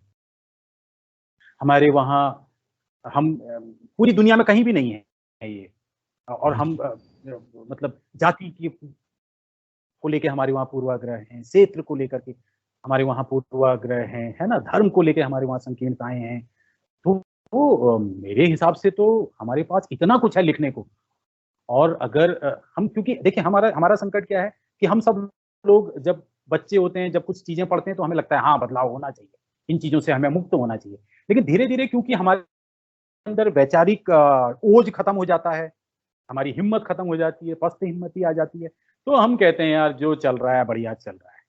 मैं ये नहीं कह रहा हूँ कि आप सामने आकर के लड़ने लग जाइए, वो करने लग जाइए, लेकिन जो चाणक्य क्योंकि हमारे वो हैं मतलब प्रेरणा पुरुष हैं, वैसे मत बनिए, लेकिन फिर भी लिखिए इन सारे मुद्दों पे एक सही जो है दृष्टि, तो ये जरूरी है। जी जी, मैं समाप्त कर दूंगा जल्दी लंबा। जी शुक्रिया, इसलिए शुक्रिया लिखना आपका। बहुत मुद्दे हैं, बहुत मुद्दे हैं। बिल्कुल बिल्कुल बिल्कुल। और जो दूसरी तरफ हमारा जो नज़रिया है, तो जब हम साहित्य से गुजर रहे होते हैं तो बहुत से मुद्दे वहाँ से भी ड्राइव हो रहे होते हैं, और जिस तरह का लिटरेचर आज हम पढ़ रहे हैं तो कई बार उसको वहाँ भी हम मुद्दों को कनेक्ट कर पाते हैं कि किसी ने कोई चीज़ पढ़ी है तो वो उसको अपने नज़रिए से देख रहा होता है। तो बहुत बार हमारा लिखना यहाँ से भी उपजता है, वहाँ से भी हम चीज़ों को ड्राइव कर पाते हैं। तो शुक्रिया दिनेश जी। तो अगले सवाल की तरफ चलते हैं, और एक जैसे आपको एक दो समूह में हमने देखा है, और फेसबुक पे काफ़ी आप एक्टिव हैं और आप रेगुलर लिखते रहते हैं। तो एक बाउंडेशन जैसे हमारे साथ ये रहती है कि समय नहीं मिलता, इस तरह का कुछ हमारे साथ रहता है कि हम कहते हैं कि इसके लिए कब समय निकालें, है ना। तो आप दो तीन भूमिकाओं में नजर आते हैं, आप लेखक की भूमिका में नजर आते हैं, आप संपादक की भूमिका में नजर आते हैं, शिक्षक की भूमिका में नजर आते हैं। तो इन सब भूमिकाओं को आप कैसे निभा पाते हैं, कैसे समय निकाल पाते हैं? तो उस तरफ कुछ मार्गदर्शन आपका होगा तो शायद हम भी अपनी दिनचर्या में कुछ चीज़ों को शामिल कर पाएंगे इस तरह। जी ये बहुत महत्वपूर्ण प्रश्न है, और जैसे मैंने कुछ अपनी पिछली बातचीत में इसकी झलक दी थी कि कैसे जो हमारा जो सामाजिक ताना बाना है, उसमें जो खास तौर पे जो महिलाएं हैं, जैसे मैंने महिला लेखन की बात की। देखिए हम तो इस चीज़ को ईमानदारी से कहने की ज़रूरत है कि हमारा जैसा ताना बाना है तो पुरुष होने के नाते हमको कुछ चीज़ों में छूट मिल जाती है, लेकिन मैं निरंतर वहाँ भी समझता हूँ। इसलिए मैंने हमारी जो महिला लेखिकाएं हैं उनका जिक्र किया था कि कैसे जब आपके अंदर कुछ करने की कुछ उसकी होती है तो आप रात को भी उठ करके करते हैं और अपनी नींद को मैनेज करते हैं, जो भी करते हैं। आपकी बात सही है कि जैसे मैंने अभी बात की थी, तो मैं खाली बात करने के लिए नहीं कर रहा हूँ। मैं आप तो मुझसे जुड़े हुए हैं और हो सकता है कुछ साथी लोग मुझसे जुड़े रहे हैं, तो मैं फेसबुक में इन तमाम मुद्दों पे लिखता हूँ, बड़ी दृढ़ता से लिखता हूँ। और कई बार हमारे साथी लोग कहते हैं यार आप इतना ऐसा लिख देते हैं, लोग बुरा मान जाएंगे, आपसे नाराज हो जाएंगे, क्योंकि कई लोग इस तरह से नहीं सोचते हैं। तो मुझे वही लगता है कि जो हमारे देश के संवैधानिक मूल्य हैं, जिनको हमारे प्रधानमंत्री गीता बाइबल कहते हैं हमारे संविधान को, मुझे लगता है हम जो भी समाज का एक ऐसा वर्ग है सोचने समझने वाला, उसे लिखना चाहिए, उसे अभिव्यक्ति करनी चाहिए। लेकिन एक नियोजन भी जरूरी है। मैं अभी अपना सभी जो साथी जुड़े हैं उनको बताना चाहता हूँ, क्योंकि एक और मैं इन दिनों जैसे प्रभारी प्रधानाचार्य हूँ, शिक्षक की भूमिका है, और मैं कुछ लिखता रहता हूँ। एक पत्रिका है जिसको हम निकालते हैं, और इन दिनों हम उसका एक विशेषांक निकाल रहे हैं, जो अपने आप में बिल्कुल, उसमें हम हिंदी की ऐसी कहानियां दे रहे हैं जो जिनके केंद्र में शिक्षा है, ऐसी कहानियां छांट रहे हैं हम 14-15, और ये विशेषांक आने वाला है। और हमारे जो साथी हैं एपीएफ के जितने टीएलसी हैं वहाँ ये पत्रिका आती है, शैक्षिक दखल से सब साथी परिचित होंगे। तो ये बहुत महत्वपूर्ण विशेषांक है, तो उनको छांटना, उनको पढ़ना, तो समय तो उतना ही है।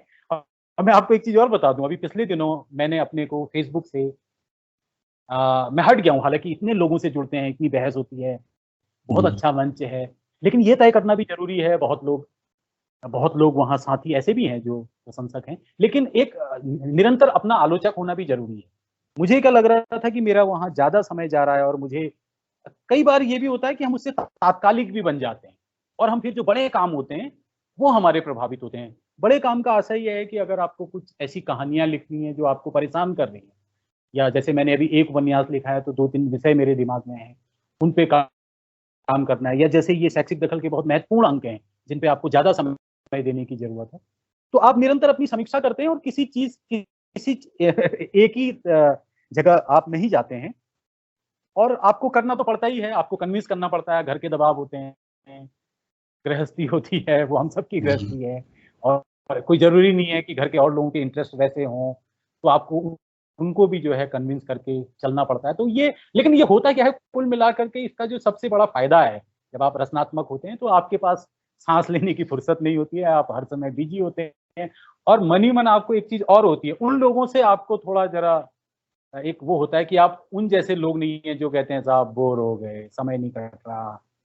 हमको ये समझ में आता है कि यार जी, हमारे पास तो समय कम है। तो रचनात्मक होने से एक लाभ ये है, क्यों नहीं, मैं जैसे अपने देखता हूँ जो अपने महिला साथी हैं, देखिए अगर आप पुरुष और महिलाओं, कुछ बातें मैं ऐसी कर रहा हूँ, महिला साथियों को आप देखो प्रसन्नचित्त रहती हैं। क्यों रहती हैं साहब? उनके पास इतने काम हैं और वो एन्जॉय करती हैं उन कामों को। वहाँ भी अगर कुछ ऐसी महिलाएँ होंगी, मैं भी जैसे घर के कामों में योगदान देता हूँ और इन सब के साथ मैं उसमें भी उनका साथ देता हूँ। ये बहुत ज़रूरी है, हमारे वहाँ बहुत सी समस्याएँ हैं, उनको हम एक छोटी उसमें बात नहीं कर सकते। तो मैं देखता हूँ कि जब वो एन्जॉय करने लगते हैं उन कामों को, तो वो खुश रहते हैं। सिर्फ़ वो लोग खुश रहते हैं जिनके पास काम नहीं होते, जिनके पास कोई रचनात्मक उद्देश्य नहीं होते, कोई लक्ष्य नहीं होता। तो साहब लक्ष्य तो होना चाहिए, बिज़ी होना चाहिए आदमी को। लंबा हो गया शायद ये, जी, माफ़ी जी। चाहूँगा। नहीं, शुक्रिया, बढ़िया। तो इसी से जुड़ता हुआ एक अगला सवाल मैं रखूँगा और उससे पहले जो शिक्षक साथी जुड़े हैं वो उनसे एक अपेक्षा है कि अभी बस थोड़ी देर में हम जो खुला सत्र है उसकी तरफ बढ़ेंगे। तो आप लोगों ने कुछ सवाल ड्राफ्ट कर लिए होंगे, तो समय हमारे पास जितना है तो उसमें हम थोड़े सवाल लेंगे, तो आप उसको रेडी रखेंगे तो हम समय को बचा पाएंगे और ज़्यादा सवालों पे दिनेश जी से बातचीत हो पाएगी। तो उस दिशा में आप तैयारी रखिएगा। और तो इसी से जुड़ता हुआ सवाल था दिनेश जी कि आजकल जैसे आप भी काफ़ी सारे ज्वलंत मुद्दों पे लिखते हैं, जैसे सोशल मीडिया पे काफ़ी सारी चीज़ों को आपने लिखा है। तो और इस तरह के माध्यम से जब आप अपनी प्रतिक्रिया देते हैं या फिर लिखते हैं, तो इस तरह का जो लेखन है जो हम कभी कभी कर देते हैं, भाव इसमें आके कर देते हैं या फिर इंटेंशनली करते हैं, तो इस तरह के लेखन को आप कैसे देखते हैं, है ना? तो जो ये मौजूदा दौर में काफ़ी दिखता है, तो इसलिए मेरी रुचि ये है कि हम छोटा छोटा कुछ ना कुछ कहीं ना कहीं लिख रहे होते हैं, कहीं कमेंट लिख रहे होते हैं, कहीं कोई टिप्पणी कर रहे होते हैं किसी चीज़ को पढ़ के, तो वो भी एक तरह का लेखन मुझे नज़र आता है। तो आप इस दौर को कैसे देखते हैं, सोशल मीडिया के दौर को खासकर? जी। जी, देखिए ये एक लिहाज से बहुत अच्छा है। इसने जो सोशल मीडिया है, इसने लेखन को बहुत प्रोत्साहित किया और बड़ी शानदार बात ये है, देखिए इससे बहुत से साथी कई साथी लेखक बने हैं, जो नियमित टिप्पणियाँ करने लगे हैं और जी। मतलब वो एक तरह से उनका धीरे-धीरे विस्तार होता जा रहा है। विकास इसी तरह से होता है। इस रूप में तो चाहे वो जैसे आप, अब मैं देखता हूँ हमारे शिक्षकों के कई व्हाट्सएप ग्रुप हैं, तो मैं तो उनमें कई बार लिखता हूँ, टिप्पणियाँ लिखता हूँ, तो कुछ लोग उसमें नाराज़ भी हो जाते हैं।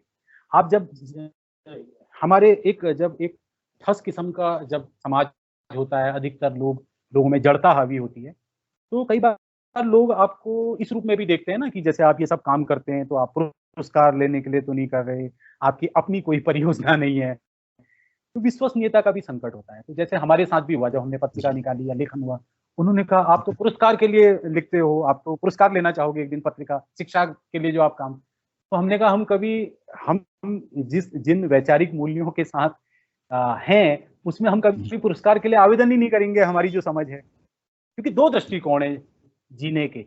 एक तो ये है कि आप कुछ अचीव करने के लिए काम करो। एक आप मैंने ये कहा ना, जैसे कोयल इसलिए नहीं गाती है कि साहब उसको कोई पुरस्कार देगा या कोई कहता है, कोयल गाती है। ये बहुत महत्वपूर्ण है, कोयल वाला हो जाना। तो कोयल हो गई, और अब कोयल को इससे भी मतलब नहीं है कोई कहे कि इन्होंने ठीक किया, कैसा किया। तो ये दो दृष्टिकोण है आजकल, क्योंकि वाला दृष्टिकोण हावी है कि हम दिखावटी काम ज्यादा करते हैं। मेरा कहना ये है कि अच्छा, इसी वजह से एक दिक्कत भी आती है जब हम सोशल उसमें लिखते हैं, तो कई हमारे शिक्षक साथी, वो जो आपने कहा ना, बहुत महत्वपूर्ण बात है। एक तो भावावेश में नहीं आना चाहिए, और जो आपकी सोच है, आपके विचार हैं, हमेशा एक संतुलन बना रहना चाहिए। क्योंकि जो लोग देखिए, भावावेश में तभी आएंगे जब कोई एक वैचारिक आधार नहीं होगा आपका। आपका अगर आपके पास एक ठोस वैचारिक आधार है, तो आप किसी की बात का, आप एक रैशनल आदमी होंगे। आप उसकी बातों को तर्क की कसौटी पे, या भारत के, हमारे इस देश के जो संवैधानिक मूल्य हैं उसमें, उस कसौटी में कसेंगे। आप ये थोड़ा कह देंगे किसी आदमी ने कुछ कहा, और आप क्योंकि अभी भी वही 2500 साल पुरानी सोच वाले आदमी हैं, मतलब स्त्रियों के प्रति आपकी 2500 साल पुरानी सोच है, मनुष्य का जो पूरा जीवन वो है उसमें आपकी 2500 साल पुरानी सोच है। तो अब ऐसे आदमी का अगर हम हैं अभी भी, तो फिर अब उनके लिए क्या कहा जाए। तो ऐसे लोगों से सामना होता है। मैं यही कहूंगा कि बिल्कुल लिखें, सोशल मीडिया को अपनाएं, लेकिन यह है कि उसकी गिरफ्त में भी न फंसें। वहाँ संवाद करें, बातचीत करें, और अपने विचारों, भावनाओं पे कंट्रोल रखें। और हमेशा जो हमारे, मैं बार-बार इस बात पे बहुत जोर देता हूँ कि अगर आप संवैधानिक मूल्यों के अनुरूप अगर आप बात करेंगे, तो आपके साथ कभी कोई अड़चन नहीं आ सकती। कभी आप कहीं कोई आपको गलत वो नहीं कर सकता। ऐसा हुआ है लोगों के साथ। देखिए, मैं फिर उनका जिक्र करूँगा चाणक्य का, कि चाणक्य को उस समय देशद्रोही कहा गया, क्योंकि जो उस समय की सत्ता थी उनके लिए वो अनुकूल नहीं थे। तो जब आप लेखन में आगे बढ़ते हैं और आपके गहरे सरोकार होते हैं, तो आपसे लोग कह सकते हैं कई तरह की बातें, तो उनकी आपको परवाह नहीं करनी है, और आपको अपना काम करते रहना है। आपको जो वैचारिक मूल्य हैं, जो महान जो मूल्य हैं, पर कायम रहना चाहिए। बिल्कुल। जी, शुक्रिया दिनेश जी। तो एक और सवाल है, और उसके बाद शिक्षकों की तरफ चलेंगे। तो एक तो ये बात है कि हम कुछ चीज़ें लिख देते हैं, और उसके बाद हम थोड़ा रिलैक्स हो जाते हैं कि अच्छा, अभी तो मैंने कुछ लिख दिया है, तो अभी कुछ टाइम ऐसे रुकते हैं, ठहरते हैं, है ना। तो लिखना और लिखते रहना, तो इसको आप कैसे देखते हैं? तो आपके इसमें कुछ अनुभव होंगे कि जैसे आप अपने लिखने में निरंतरता बनाए रखते हैं, है ना। तो कई बार हमारे साथ ये होता है कि हमने कुछ लिखा, और थोड़े टाइम के लिए, या एक बार हमने कुछ अच्छा लिख दिया, तो उसके बाद हम फिर दूसरे लेखन की तरफ नहीं जा पाते, मतलब अपने लिखने में निरंतरता नहीं ला पाते। तो इसको आप कैसे देखते हैं? कैसे आप निरंतरता बनाए रखते हैं, बनाए रख पाते हैं अपने लिखने में, वो बताइएगा, फिर आगे चलते हैं। जी सोनी जी, ये भी आपका बहुत अच्छा सवाल है। देखिए, वो जो हमारे सचिन तेंदुलकर हैं, उन्होंने हम सबको पता है उनके जीवन के बारे में, कैसा उनका जुनून था, कैसे वो तपस्या करते थे। हमें ये भी याद है कि कैसे वो कितने बार 99, 90 वाले उसमें आकर के जो स्लॉट होता है उसमें आउट हो जाया करते थे, कई बार वैसे आउट हो जाया करते थे। असल में हम किसी भी चीज में निरंतरता, जो असफलता के भय से हम लोग, या देखिए, जब भी आप कोई रचनात्मक काम करते हैं, तो आप किसी मंच पे आते हैं। मंच पे आते हैं तो आपको हर तरह की बात वहाँ पर सुनने को मिलेगी। आपकी आलोचना भी हो सकती है। तो जब आप अब लेखन के बारे में 2 तरह की चीज़ है। एक तो आपने शौकिया तरह से लिखना है। आपने कभी कुछ लिख दिया और हो गया, फिर आप और ये ठीक भी है, इसमें कोई दिक्कत नहीं है। जैसे कुछ लोग गायन के बारे में शौकिया हो सकते हैं। इसी तरह से लेखन में हो सकता है। तो हमारे बीच में कई साथी, लेकिन मुझे एक चीज़ ये लगती है बहुत महत्वपूर्ण, जिसको मैं बहुत बुनियादी बात मानता हूँ। अगर आपको सीरियसली लेखन की ओर बढ़ना है, तो कम से कम आपको डायरी निरंतर लिखनी चाहिए। मैंने अपने शुरुआती लेखन के दौर में, मैं आज भी जो है डायरी लिखता हूँ, जब मेरे पास कुछ लिखने को नहीं होता है। मैंने जैसे पहले भी बताया कि लेखन एक तरह का अभ्यास का काम है। अगर मैंने अभ्यास छोड़ दिया लेखन का, तो फिर मुझे बड़ी दिक्कत होगी फिर से कुछ लिखने में। वो अभ्यास से ही चीज़ें सदती हैं, चाहे क्रिकेट हो, चाहे गायन हो। आप देखते हैं जो गायन करने वाले लोग हैं वो बैठ के गाते रहते हैं और अगल बगल वाले लोग उनसे बड़े परेशान हो जाते हैं। तो अगर आप लेखन के क्षेत्र में हैं तो डायरी निरंतर लिखिए। मैंने पहले तो निरंतर डायरी लिखी और अभी भी मैं जब कुछ नहीं लिख रहा होता हूँ तो मैं बीच में अपने समय के आसपास जो मेरे पूरे विचार हैं डायरी के रूप में लिख देता हूँ। उससे आपके लेखन में एक तरह की वो बना रहता है। तो यह आपको तय करना है कि आपको शौकिया लेखन करना है या लेखन की ओर आप सीरियसली बढ़ना चाहते हैं। जब आप सीरियसली बढ़ना चाहते हैं तो आप आगे को बढ़ते चले जाएंगे, आप फोकस होते जाएंगे और आप पत्रिकाओं से जुड़ेंगे, आप उनकी मेंबरशिप लेंगे। और अगर नहीं भी ले रहे हैं तो देखिए हमें पाठक तो होना ही चाहिए, कोई जरूरी नहीं है हर एक व्यक्ति लिखे, हो सकता है किसी को लिखना असहज होता हो, लेकिन पढ़ना तो एक शिक्षक के लिए मैं मानता हूँ बहुत जरूरी है, क्योंकि पढ़ना हमारे लिए जैसे शरीर के लिए भोजन आवश्यक है, वैसे ही पढ़ना हमारा जो बौद्धिक वो है उसके लिए तेल पानी और वो है। अगर हम पढ़ते रहेंगे तो नए नए विचार मिलते रहेंगे, उत्साह से भरे रहेंगे, खुश रहेंगे, बच्चों से कहने के लिए बहुत कुछ होगा। तो पढ़ना तो जरूरी है और पढ़ेंगे तो फिर कभी लिखने भी लगेंगे। जी जी ठीक है, शुक्रिया। तो जैसे आपने इसमें डायरी लेखन का भी जिक्र किया है, तो कुछ शिक्षक साथियों के उस तरफ भी सवाल थे और ओपन सत्र में भी वो आ रहा होगा। तो अब दिनेश जी यहाँ थोड़ा रुकते हैं, सवाल तो और भी हैं कई सारे, और अब अगली मुलाकातों में भी कुछ सवाल आपके साथ होंगे ही, है ना। तो कोशिश रहेगी कि आपसे जल्दी फिर से मुलाकात हो इस बारे में। तो अभी जो हमारे बीच शिक्षक साथी हैं उनके पास भी कुछ सवाल होंगे, और बहुत से सवाल शायद जो हमारी बातचीत हुई है उसमें भी कहीं ना कहीं एड्रेस हुए होंगे। तो कोशिश ये कर सकते हैं कि जो बातें हमने कर ली हैं वो उनका दोहरान ना हो और कुछ नए सवाल आ पाए।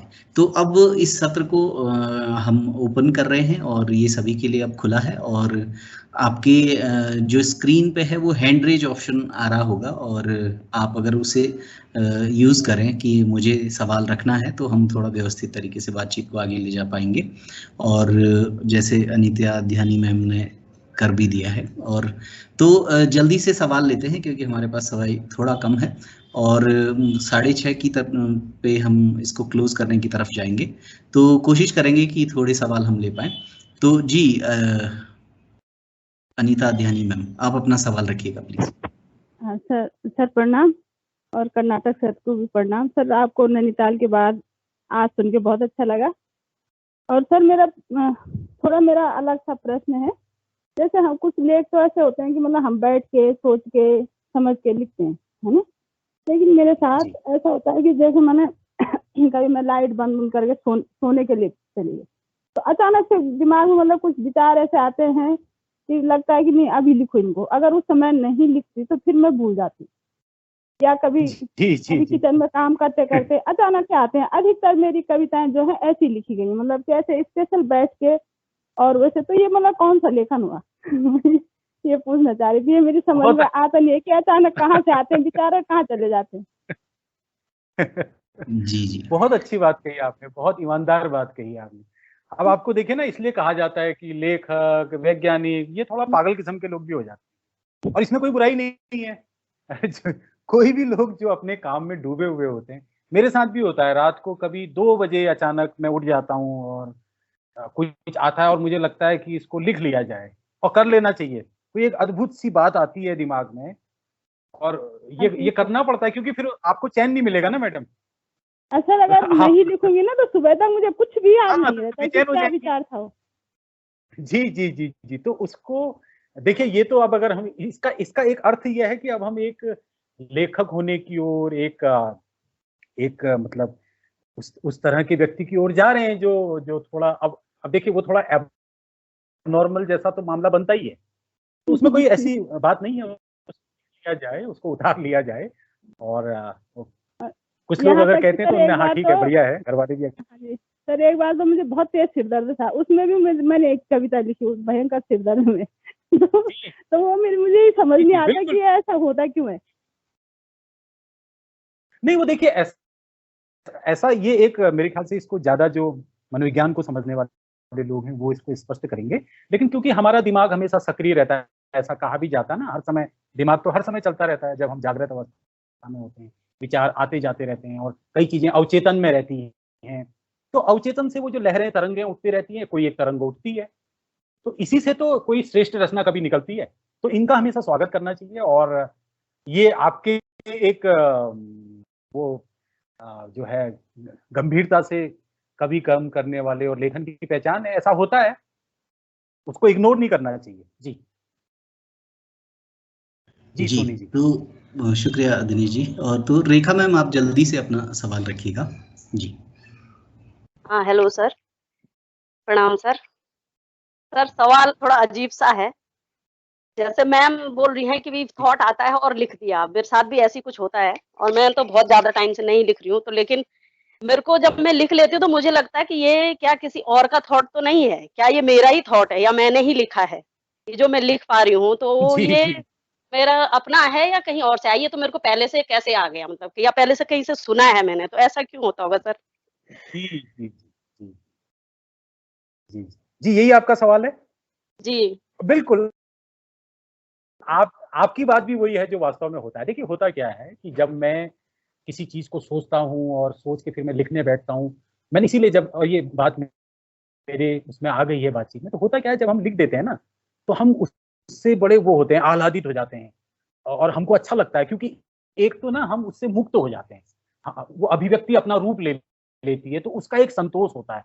वो जो एक पूरी प्रसव पीड़ा होती है, एक लेखक को भी उसी रूप में होता है, अंदर वो परेशान होता है और बेचैन होने लगता है। कई बार तो वो लोग कहते हैं यार तुम अपसेट क्यों हो, क्योंकि वो कई कई अब होता है, हालांकि खैर होश में भी रहना चाहिए, इतना भी किसी चीज में इन्वॉल्व नहीं हो जाना चाहिए, ये हम लोग हंसी मजाक में कह रहे हैं। तो उसमें होता क्या है कि जब आप लिखते हैं तो बड़ा वो लगता है, लेकिन देखिए ये एक प्रक्रिया है। मैंने अपनी बातचीत में कहा था कि फिर मैं अपने लिखे को छोड़ देता हूँ, इसलिए तात्कालिक लेखन एकदम हर एक को अपनी चीज बहुत वो लगती है, उसको छोड़ देना चाहिए और उसको बिल्कुल भूल जाना चाहिए। तो किसी भी रचना की पहचान, अगर मैं उसकी आलोचना करना चाहता हूँ, एक तरीका तो यह है मैं लिखूं और किसी के पास जाऊं ये कैसा बना, लेकिन ऐसा हमेशा संभव तो होगा नहीं। अब मैं कहानियां लिखते जाऊं, हर बार किसी को परेशान करूं, भाई साहब जरा आप बता दीजिए कैसा हुआ है। तो अगर, और ये किसी लेखक के लिए संभव नहीं है, तो आप क्या, उसका एक ही तरीका होता है, जो भी आप लिखते हैं उसको उस समय खुश मत हो जाइए कि मैंने आज लिख दिया और कर दिया, उसको छोड़ दीजिए और बाद में फिर एक आलोचक बनिए, बात बनी नहीं बनी, और तब बड़ा आश्चर्यजनक होगा। कई बार आपको लगेगा यार ठीक है, कई बार लगेगा नहीं बात नहीं बनी, तो आप उसको खारिज भी कर सकते हैं। तो ये बिल्कुल होता है। जी थैंक यू सर। जी जी मैम। तो रेखा रावत मैम, आप रखिएगा अपनी बात और शॉर्ट में रखिएगा, और दिनेश जी से भी ऐसी ही गुजारिश है। जी सर बिल्कुल। सर प्रणाम। सर मेरा सवाल ये है कि मतलब जो संस्मरण है, जो लेख मैंने लिखा था सर, वो संस्मरण के तौर पे लिखा था। तो संस्मरण क्या है, मतलब किसी घटित घटना को याद करके लिख देना संस्मरण है या उसकी कुछ अलग विशेष कुछ बनावट होती है सर? थोड़ा सा ये मेरे को जानना है। जी जी जी जी जी बिल्कुल बिल्कुल बिल्कुल। संस्मरण यह है कि मेरी स्मृतियां, मेरा जो पीछे का समय बीता वो संस्मरण है। कोई घटना, कोई भी मेरे साथ हुआ वो संस्मरण है। ऐसी एक रेखा चित्र होता है। रेखा चित्र क्या होता है, जब हम किसी व्यक्ति पर, किसी पशु पर, किसी, आपने वो महादेव वर्मा के रेखा चित्र पढ़े होंगे, तो जब हम किसी एक को फोकस करके लिखते हैं, उसको, उसके चरित्र को उभारते हैं, वो रेखा चित्र हो गया, जैसे एक चित्रकार करता है। कहानी क्या है, अलग चीज। कहानी तो किसी एक संवेदना बिंदु, कहानी थोड़ा तकनीकी मामला है। तो संस्मरण क्या होता है कि ठीक है, आपने कोई भी आपकी पुरानी स्मृति है, उसको आपने लिख दिया, बड़े अच्छे तरीके से उसको शुरू किया, उसका एक बीच में आए, फिर उसको एक, जैसे गीत शुरू होता है कहीं पर से, वो शुरू होता है, बीच में उठता है और अंत में खत्म हो जाता है। तो ऐसे आप संस्मरण लिख सकते हैं और लिखते हैं। जी जी sir, thank you sir. Thank you जी मैम। जी तो बीना मैम, आप अपना सवाल रखिएगा, और आपका जो सवाल है वो अभी हम यही सवाल ले पाएंगे समय के हिसाब से। तो बीना मैम, आप जल्दी से रखिएगा बातचीत। और एक सवाल मुझे चैट बॉक्स में दिख रहा है, तो वो मैं बाद में रखूंगा, और फिलहाल हैंड रेज को रोक सकते हैं। तो बीना मैम, आप रखिएगा। जी धन्यवाद सर। सर नमस्कार। सर मेरा एक छोटा सा प्रश्न है कि जब हम छोटे बच्चों के लिए, कक्षा 1 से 5 तक के लिए बच्चों के लिए छोटी छोटी कविताएं बनाने का प्रयास करते हैं, तो हमें किन संबोधों को लेकर कविताएं बनानी है? क्योंकि हम अक्सर क्या करते हैं कि छोटे छोटे जो तुकांत शब्द हैं उनको जोड़कर बना लेते हैं। तो सर से मैं यही पूछना चाहती थी। धन्यवाद। बिल्कुल बिल्कुल बिल्कुल, ये बिल्कुल सही बात है। देखिए, उसको इसीलिए बाल साहित्य कहा गया है। मैंने जो अभी लगभग बातें की हूँ, वो एक तरह से जिसको हम साहित्य कहते हैं, या जो एक तरह से एक जिनकी एक पढ़ाई का बैकग्राउंड होता है, उससे बाल साहित्य बिल्कुल सही बात है। जैसे पिछले दिनों एक कविता पर भी बातचीत हुई थी, तो बाल साहित्य तुकांत होगा। कई बार बच्चों को भाषा के साथ खेलने में मजा आता है। अक्कड़ बक्कड़ बम्बे बो, 80-90 पूरे 100, या वो जैसे गीत है, भाई वो घोड़े की पूंछ पे जो है मारा हथौड़ा, है ना। तो वो बच्चे यहाँ पर खाली इस भाषा और इससे जो है आनंद ले रहे होते हैं। तो बिल्कुल वो तो उनके लिए जब आप लिखेंगे तो आपको उस बच्चे, ये बड़ा एक वो है चुनौतीपूर्ण कहिए, और एक संवेदना की मांग करता है। हम सबको बच्चा बनना पड़ेगा कि एक बच्चे को क्या अच्छा लगता है और वो कितनी चीजों को समझ पाता है, उसकी वो कहाँ तक देख पाता है एक बच्चा। तो जब तक ये मनोज्ञान नहीं होगा तो हम कई बार जो लिख रहे होंगे उसके साथ अन्याय कर रहे होंगे, वो बच्चे तक नहीं पहुंचेगा। इसलिए जैसे देखिए वो जावेद साहब ने भी, या जैसे गुलजार ने वो गीत लिखा था कि भाई वो बड़ा वो हुआ ना कि वो चड्डी पहन के फूल खिला है, तो बच्चों को बड़ा मजा आता है उसमें, इस तरह की चीजों में।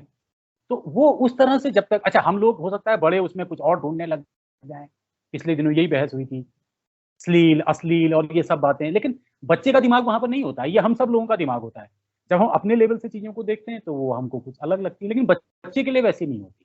वो एक बहुत बड़ी संवेदनशीलता, उदारता की मांग करता है। जी सोनी सर।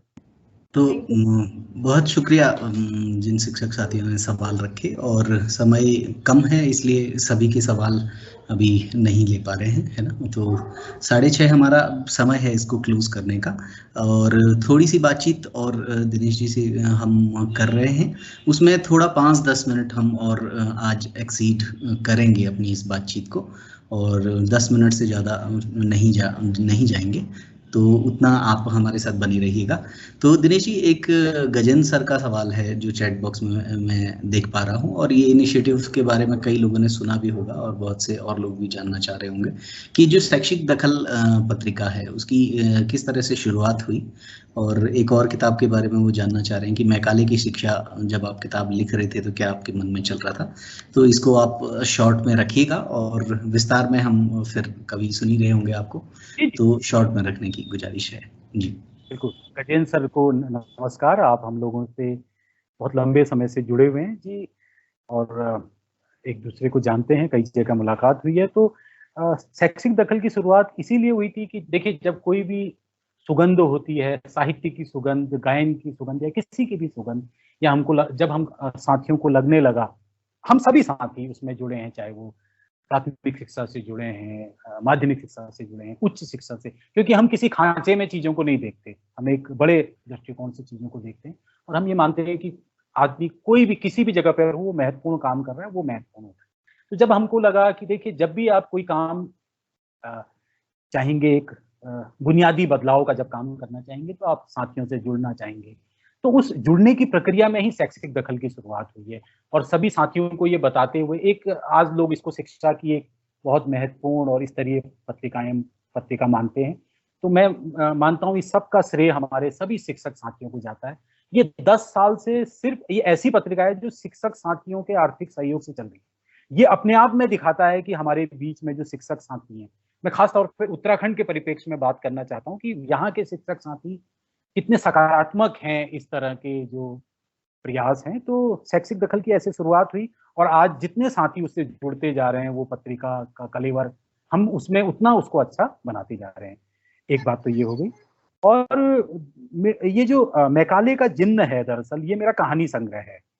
तो ये तो मैं जो कहानियां लिखता हूँ वो एक जो है संग्रह है, और अगर साथियों को जिज्ञासा हो तो मैं इसकी जो है डिटेल डाल दूंगा। अगर वो उनको अगर रुचि हो इन संग्रहों को पढ़ने की, या जो मेरी किताबें हैं वो किस तरह से ले सकते हैं, तो वो किताबें उपलब्ध हैं। खासतौर पे समय साक्ष्य करके एक हमारे प्रकाशक है, वहां से वो कर सकते हैं। तो मैं सोनी सर को वो डिटेल वगैरह डाल दूंगा। तो ये सब संग्रह है जो मेरे 3 कहानी संग्रह हैं, मैकाले का जिन्न उससे जुड़ा हुआ है।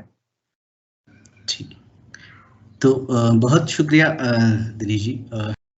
आपने अपने इतने व्यस्त समय में और इतनी भूमिकाओं में आप हैं कि आपका समय मिलना थोड़ा मुश्किल होता है, लेकिन आपने फिर भी इस कार्यशाला के लिए समय दिया और काफ़ी दिनों से आपसे बातचीत हो रही थी इस बारे में, तो और आज वो मुकम्मल हो पाया शिक्षक साथियों के बीच में। तो आपका बहुत बहुत शुक्रिया और अजीम प्रेमजी फाउंडेशन की ओर से आपका धन्यवाद। और यहाँ 4 जनपद के शिक्षक अभी हमारे बीच हैं, तो उन सभी की तरफ से भी मैं आपका बहुत बहुत धन्यवाद करता हूं। और आप अपने क्लोज नोट में ये जो 4 जनपद के शिक्षक साथी हैं उनके लिए कुछ कहना चाहें तो कुछ शब्दों में आप कहिएगा, और फिर विजय भाई आ रहे होंगे और वो समेकन वाली बातों को रख रहे होंगे। तो शुक्रिया दिनेश जी एक बार बहुत बहुत, तो आप रखिएगा प्लीज। जी जी जी पहली बात तो यह है कि आपसे जो लगातार बात हो रही थी, और मुझे एक तो आपका ये जो विषय है इधर ये बहुत पसंद आया, और इससे मेरा जो समय है देखिए वो बहुत सार्थक हुआ। मुझे बड़ा आनंद आया साथियों से मिलके और नए साथियों से जुड़ाव हुआ, और हम लोग भी शायद एक दूसरे को यही मतलब ये जो कार्यशालाएं हैं इनका सबसे महत्वपूर्ण जो पक्ष है तो वो हमको समृद्ध करती हैं, नए साथियों से मिलाती हैं, और ये एहसास भी कराती हैं कि बहुत से साथी इस दिशा में काम कर रहे हैं, हम लोग अकेले नहीं हैं। और देखिए सामूहिकता इस दौर के लिए बहुत बड़ी चीज है। सामूहिकता लगातार संकट में है। मनुष्य की सभ्यता ने जो भी अर्जित किया वो मिलजुल के किया, लेकिन आज का दौर जो है जिस तरह से बाजार पूंजी सब कुछ हावी होता जा रहा है तो लोग निजी होते जा रहे हैं, अकेले होते जा रहे हैं। तो ऐसे दौर में जैसे हम लोग शैक्षिक दखल में मिलने की कोशिश करते हैं, मिलके कुछ करने की कोशिश करते हैं, तो आपने ऐसा विषय, और ऐसे में बिल्कुल ऐसी कोई समय की कोई बात नहीं है ये, क्योंकि अपना समय सार्थक होने वाली बात है। और सभी साथियों ने जिनको मैंने सुना, जो लोग शुरुआत कर रहे हैं, रेखा पुरोहित मैम, वीर विक्रम सिंह जी, रेखा रावत, संगीता कठेर और मंजू भारती, उषा त्रिवेदी, मोनिका रावत, मैंने आप सबको ध्यान से सुना। और आपकी जो एक देखिए स्वतः स्फूर्त, मुझे ये बड़ी खुशी होती है जो आपकी कार्यशालाएं होती हैं उसमें लोग उस तरह से नहीं आते कि साहब कोई सरकारी आदेश है हमें आना है और एक खाली फॉर्मेलिटी करनी है, तो लोग लगातार जुड़े रहते हैं। तो ये एक ज्यादा बड़ी बात है जब हम अपनी ओर से किसी चीज को सीखना चाहते हैं, उसको वो या जुड़ना चाहते हैं, नए अनुभव से गुजरना चाहते हैं। तो बहुत अच्छा लगा सभी साथियों से जुड़ के, और ये साथ और आगे हो और हम लोग मिलजुल के कुछ कर पाएं। और मैं ये भी एक लगे हाथ कह देना चाहता हूँ कि शैक्षिक दखल को आप सब लोग देखिए, जरूर देखिए। हमारे एपीएफ के सहयोग से सभी टीएलसीज में वो प्रतियां आती हैं, वहाँ आपको दिखेंगी, और आप हमको लिख सकते हैं। हमारे अंक विशेष योजनाओं पे होते हैं, आप उसमें लिखिए। जो लोग लेखन को लेके गंभीर हैं, हम अवश्य आपको उसमें स्थान देंगे। और हम चाहते हैं कि नए साथी आगे आए, यही उद्देश्य है उसका। जी तो शुक्रिया दिनेश जी बहुत बहुत, और हम सभी की तरफ से बहुत आभार कि आपने समय दिया। और आपकी आज की जो बातचीत रही है, मुझे लग रहा है कि हम में से जो भी साथी नया शुरू कर रहे हैं या कुछ लिखते आ रहे हैं या हम एक लिखने के एक स्तर पे हैं, तो हम सभी को कुछ ना कुछ अनुभव हम खुद आपसे रिलेट कर पा रहे हैं, चीज़ों को जोड़ के देख पा रहे हैं, और एक मुझे लग रहा है एक नई दिशा आपकी बातचीत से हमको मिल पाई है। तो शुक्रिया आपका बहुत बहुत। तो अब आगे चलते हैं और 4 दिवसीय इस कार्यशाला के समापन की ओर बढ़ते हैं। तो शुक्रिया दिनेश जी। और विजय भाई अब आप अपनी बातचीत रखिएगा, और तो हम 10 मिनट और हम इसमें आगे जा रहे हैं, तो 10 मिनट के लिए साथी हमारे साथ बने रहेंगे, ऐसी गुजारिश है। तो विजय भाई प्लीज आइएगा।